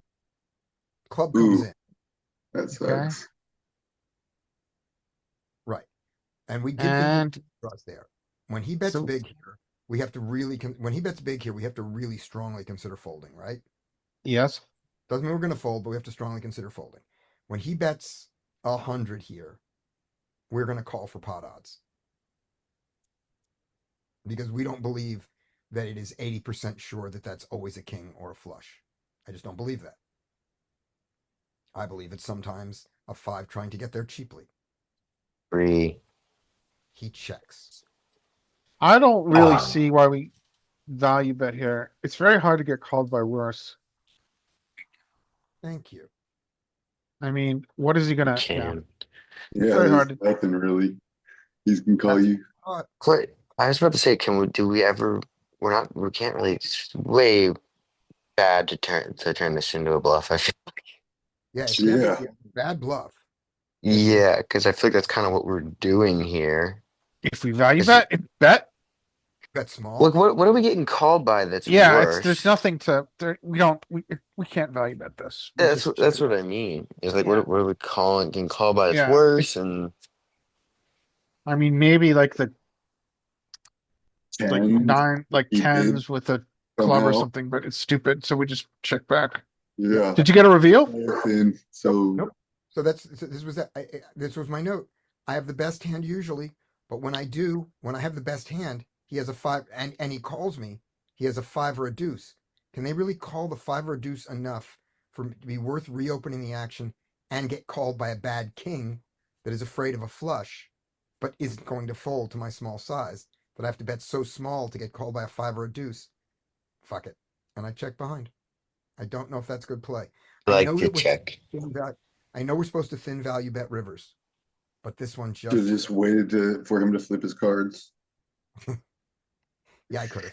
I could have. Technically, it's his. Technically he flips I before think it's it my. was. I think Yeah. that was a bullshit. I think that was a bullshit check raise with that super tiny set. I think it was a bullshit check raise too. He could But have had completely nothing. we didn't Yeah, find he out. was just like he didn't believe you after you checked the flop. Yeah, and bet so small. He thought he could push Hmm. my nonsense. Yeah, I So think there's a lot of sizing tells and check races live. yeah, I think if either of these cards were bigger, I would have been happy going for value because I would have thought that he could call me. Like if this was King 10, Yeah. King Yeah. 9, it's like, yeah, maybe he'll call the 9, but the 5, is the 5 really going to call? So What question? What size would you use here? if I was going to bet, Yeah, you gotta go really tiny, right? Like 100. like 100, I would go Yeah. 100, 100. or I would go 100, or I would default to Matt Affleck rule and go 230 and say that's the smallest I'm going to go. But realistically, against the hands that I beat, I would go 100 or 80. I mean, that I got to get called by a 5. He had bullshit I and will caught a check 9 raise on the you. river. Yeah, or a 9. Yeah, bullshit. Yeah, A 9 on the river. That would have been nice. Yeah, a 9. A nine's going to call 100. Yeah, I didn't think of that. Let's say that's he, let's say he was totally full of shit here. He had nothing, just complete Like shit. 9 jack. 9 jack, just nonsense. And then he was going to try a bluff, and he goes, "Oh, I don't have to bluff now." I think a 9 calls 100 here. But then again, the flush comes in. What did I call him with? It was that. So who knows? There we go. We won. I don't hate this. I think from everything I hear, I think ChatGPT would bet here saying you have to thin value bet, but ChatGPT plays like shit. By the way, did you guys see the LLMs playing against each other? I did see that. I saw it was such horrible play I couldn't watch the whole thing, but I Okay, watched a little bit of one, it. two, three.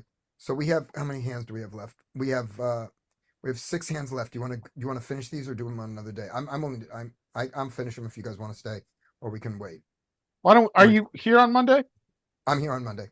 Why don't we do one more and we'll call it Okay, sounds good. And 3 then we'll plus have 7. It's midnight there. no, it's 10 o'clock here. 10 It's o'clock. 10 p.m. I'm fine. I got nothing to do. I'm flying home tomorrow. Um, yeah, we'll do one more hand. One more hand, we'll So, call yeah, the Chat GPT thing was really interesting, and also, they played terrible, but also their explanations were so wrong and sounded exactly like us. They talk like poker players because that's what it. chatbots That do. is what it is. It's the They give machine. great reasons, and so the machine would have easily talked about why we should have thin value bet and like this and only, and the thing that separates winning regs and pros and really good players is their ability to thin value bet. I just don't see it on this hand except for that 9. Nah. Yes, because we were always wrong, Brian. Okay, there we go. All right, last hand.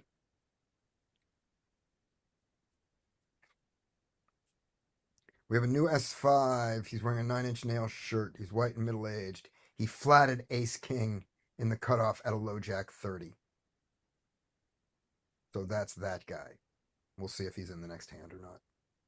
Yeah, you put in a 12-hour session. How were you mentally after that session? Were Um, you sprightly or were you exhausted? uh, I'll tell you at the end. I'll tell you on Monday after I see how I played the last 6 hands because I might have some notes. Okay, cliffhanger. But I this Depends in believe, on how much he was this cashed in out for. California before you left? yeah, this was California before I left. Yeah, but I believe that I did when I had that mental note about maybe I shouldn't play, that I got up and I walked out of the casino and I walked all the way around it, got some air and said, "Do I want to be in there or do I want to be home?" And I went, "No, I want to be in there. I like playing poker." And then I went in refreshed, but we'll see how much I lose attention later. And instead of showing you another hand, I'm going to stop showing hands. I want to say something about attention. Because this was from a Mark Goons and Geffen video, and he said something that I thought was great. It's the latest video where they say, what's the one? Let me see what the video was. Let's just go to YouTube, and you guys can see. You can see the kinds of things that I watch on YouTube. I watch poker. I watch liberal media, and where is he? It'll be under. There we go. It was this one. Rich girls. Uh, it was just before that, so it was yesterday's. It's okay. Let's do a search here. Search for horse. You also watch good old Adam Savage. No, I don't. A friend send that to me. Okay. I don't. Okay. Poker punt that ruined A. I'm not seeing it. It's the latest one. Well, maybe let's see. What else is he gonna do? Goons? No, he always does everything. No. But no Jamie. Yeah, I'm. Why? Why? Jamie doesn't really have any kind of presence after Mythbusters, just Adam Savage. Yeah, Adam Savage does. Okay, doesn't matter. Um, so Geffen was, they were talking about leaving the table, and Mark went through his thing about his 3 strikes. I make 3 mistakes like this. I'm out. Yeah. And Geffen said, I don't do anything like that. He says, when I find myself having this thought, boy, I hope I get aces and the guy next to me has kings. He says, that's my brain telling me it doesn't want to think as hard. I want, Oh, okay. That's a very interesting way to look at it. Yeah. right? And I realize that I've had this exact thought at the table. Just what he said. I've sat there and gone, I hope I get aces when you get kings. Oh, wait a minute. I have to also hope that, the thought goes like this. I hope I get aces. Oh, wait a minute. I have to hope that someone else also has a hand they can call me with. I hope you get kings. Oh, and I hope the aces hold up. And at that point, I go, good thing hoping doesn't make a difference. Because if I didn't remember to hope that my hand holds up. So I've had that. I hope I have aces, kings thought several times. And he says that's a cue that he's exhausted. And I think that I'm going to start looking for that. I think that's a very good indicator. Yeah. Maybe. You're Other not sets of desiring the kings, though, tough, complex spots in this game. You're Yeah. now desiring the easy game. Yeah. of course, Exactly. who think that, yeah, desires that's that? Like, I just want to win a ton of money. Like, Right. isn't that everybody's thought when they sit down? So it's not like yeah. a But horrible No, thought. I it's not. noticed I mean, that a when lot of I'm like, people, I think the longevity in poker doesn't come from playing it for easy money. The longevity in poker comes from being fascinated by the complexity of the strat. was going to say, I noticed that I need to leave when like I'm doing what I would normally do, and I'm like ISOing maybe a little bit wide or whatever it is, but with the intention that I'm going to be playing heads up post. I'm going to try and destroy this guy. And then I Mhm. notice sometimes like, oh, I really hope I smash. Instead of being like, I'm just going to outplay this. It doesn't matter. I'm playing my best poker when I'm like, I don't give a shit. I'm going to attack it. I'm going to win. I'm either going to make the right fold or I'm going to win this pot because I'm going to outplay. Right. And I And noticed it's time for me to leave if I'm so worried about I need to hit this, but I want to hit this so bad right. so I can just win an easy pot. Yeah. And Dean pointed out the thing of saying, well, don't we always hope to win? Yeah, but it's what are the idle thoughts in your head? Um, and he was saying that this particular idle thought, when you think it this way, that's his cue to himself that he's getting tired. Um, one of my things is how much am I observing the people on the table? How much can I tell you about each player? Hmm. If I can tell you something about every player at the table, I've probably been paying attention. And Maybe if I, for me, it's when I like Yeah. ramp down aggression a bit and I start trying to play a little bit of bingo instead of doing the yes, things that I think I should Yeah. be doing. yeah, Sometimes so I'll be like, oh, well, I can probably just call here. And sometimes it's for a good reason. And mhm, sometimes it's because I'm like, oh, I'm up. I've been playing for 7 hours. Do I really want to start blasting off in this monster like yeah, this? It's like, no, I know what I'm supposed to do here, and I'm not doing it because I'm in a space where I'm just kind of want to take my win and get out of here instead of playing how I got to that. Hmm. yep, that's Knit good. up to secure your profits. Yep, Yeah, that's when I know it's time for me to go instead of when I start to ramp down my aggression and I'm right. not as like just not as aggressively trying to fight for. Right. Hmm. Now, if you are one of the best players at the table, the best, the second best, even the third best, but I'm going to say, let's say best or second best at the table, your edge is maximized later and later in the session because that's when you have better and better models of how the other people play and better decisions about how to exploit them, but they don't have those on you. Okay. Also, they've been getting lucky against each other. Some of them now have, because we're playing in capped games, some of them now have 200 and 300 big blinds. They didn't have them earlier in the day very often. So, And plus, if you get fatigued, they're getting fatigued yeah. probably faster. Yeah. Although, remember, They're there are getting new people. drunker and Yeah. Hmm. Yeah. Yeah. On a Friday night, Saturday night, they're getting drunker. All those things are true. So, all those are reasons that there is profit in the long sessions, even if your long session is not, you're not playing at your 100% best. But you've got to be able to evaluate where you are, whether are you really playing 90% good or 80%, of your ability, and is that still really better than them, and by how much? I have stated somewhere, I go, I'm not at my best, but you guys are at your worst. You know Mhm. what feels weird? I haven't said anything about it. I feel like I haven't played good in like 2 months. I feel like 2 months ago I was playing so good and like just in the zone. And the last like 2 months I've just been feeling like I'm just not like I'm my range analysis is like not as dialed as it usually is. And I'm trying to figure out why. I'm just like I don't know what it is. And maybe it's I'm maybe I was running super hot in those spots and playing good. And right now I'm just kind of in a weird level spot where I'm not running quite as good, but I'm also playing great either. I'm just trying to figure it out. I don't know if you guys have run into that before where you feel like there's a long period of time where you just play. You don't think you're playing your best. Yeah. Did you Um, have a couple losing sessions maybe, and then you try to kind of over Ma- adjust maybe, you know, That's what I was thinking is so just maybe keep it on track? I think part of it might be I think it's a little bit of it's pre-flop and just getting a little bit too out of line pre-flop and putting myself in spots where I just I, really am not gonna be in a great spot. 'Cause I did it to myself because I I, just wanted to get aggressive and get Especially heads up. I especially think, early position, like you don't want to. There's, I was just watching this Nick Petrangelo video. He's just like later position if you want to try to exploit people. That's when you want to start widening your pre-flop. But early position, keep it like same. You don't want to widen it at all, even if you're trying to exploit people at the table.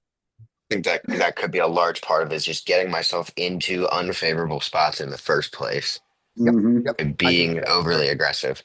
yep, because one of the things about the way you're playing your style is this isn't completely true, but there's a lot of truth in that your cards don't matter. All that matters is their cards and knowing them, right? Hmm. If Hmm. that's true, that gives you the freedom to play any two cards. And True. that's a bad idea. Yeah. True. And Especially I when you're would, going up against a strong range. Yeah. right. And it's also, it smacks of a kind of impatience, Yeah. And it right? seems, and maybe I think I'm more patient than I am because I play significantly less hands than everybody else I play with. Right. But they But that play could too hard. still, they play so far too many hands that it's like Yeah. maybe I am just getting a little bit too out of line. I think pre-flop I need to tighten up and get a little, I can stay aggressive, but be a little bit tighter. I think that's kind of part of where the bad play is coming from. Yep. And then there's one other thing that's going on, possibly, which is they're not good enough to figure out what you're doing and to figure out the counter exploit. But Hmm. what they are good enough at is to adjust their play somewhat. They may make some changes against you. Yeah. They may be playing a little better against you. Not good enough, but a little better.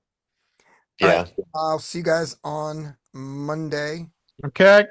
All Thanks right. for the All right. Good session. luck See you out guys there, on guys. Monday. Good luck this weekend See if you're ya. playing. Yep. Talk Bye. to you guys Monday. See you.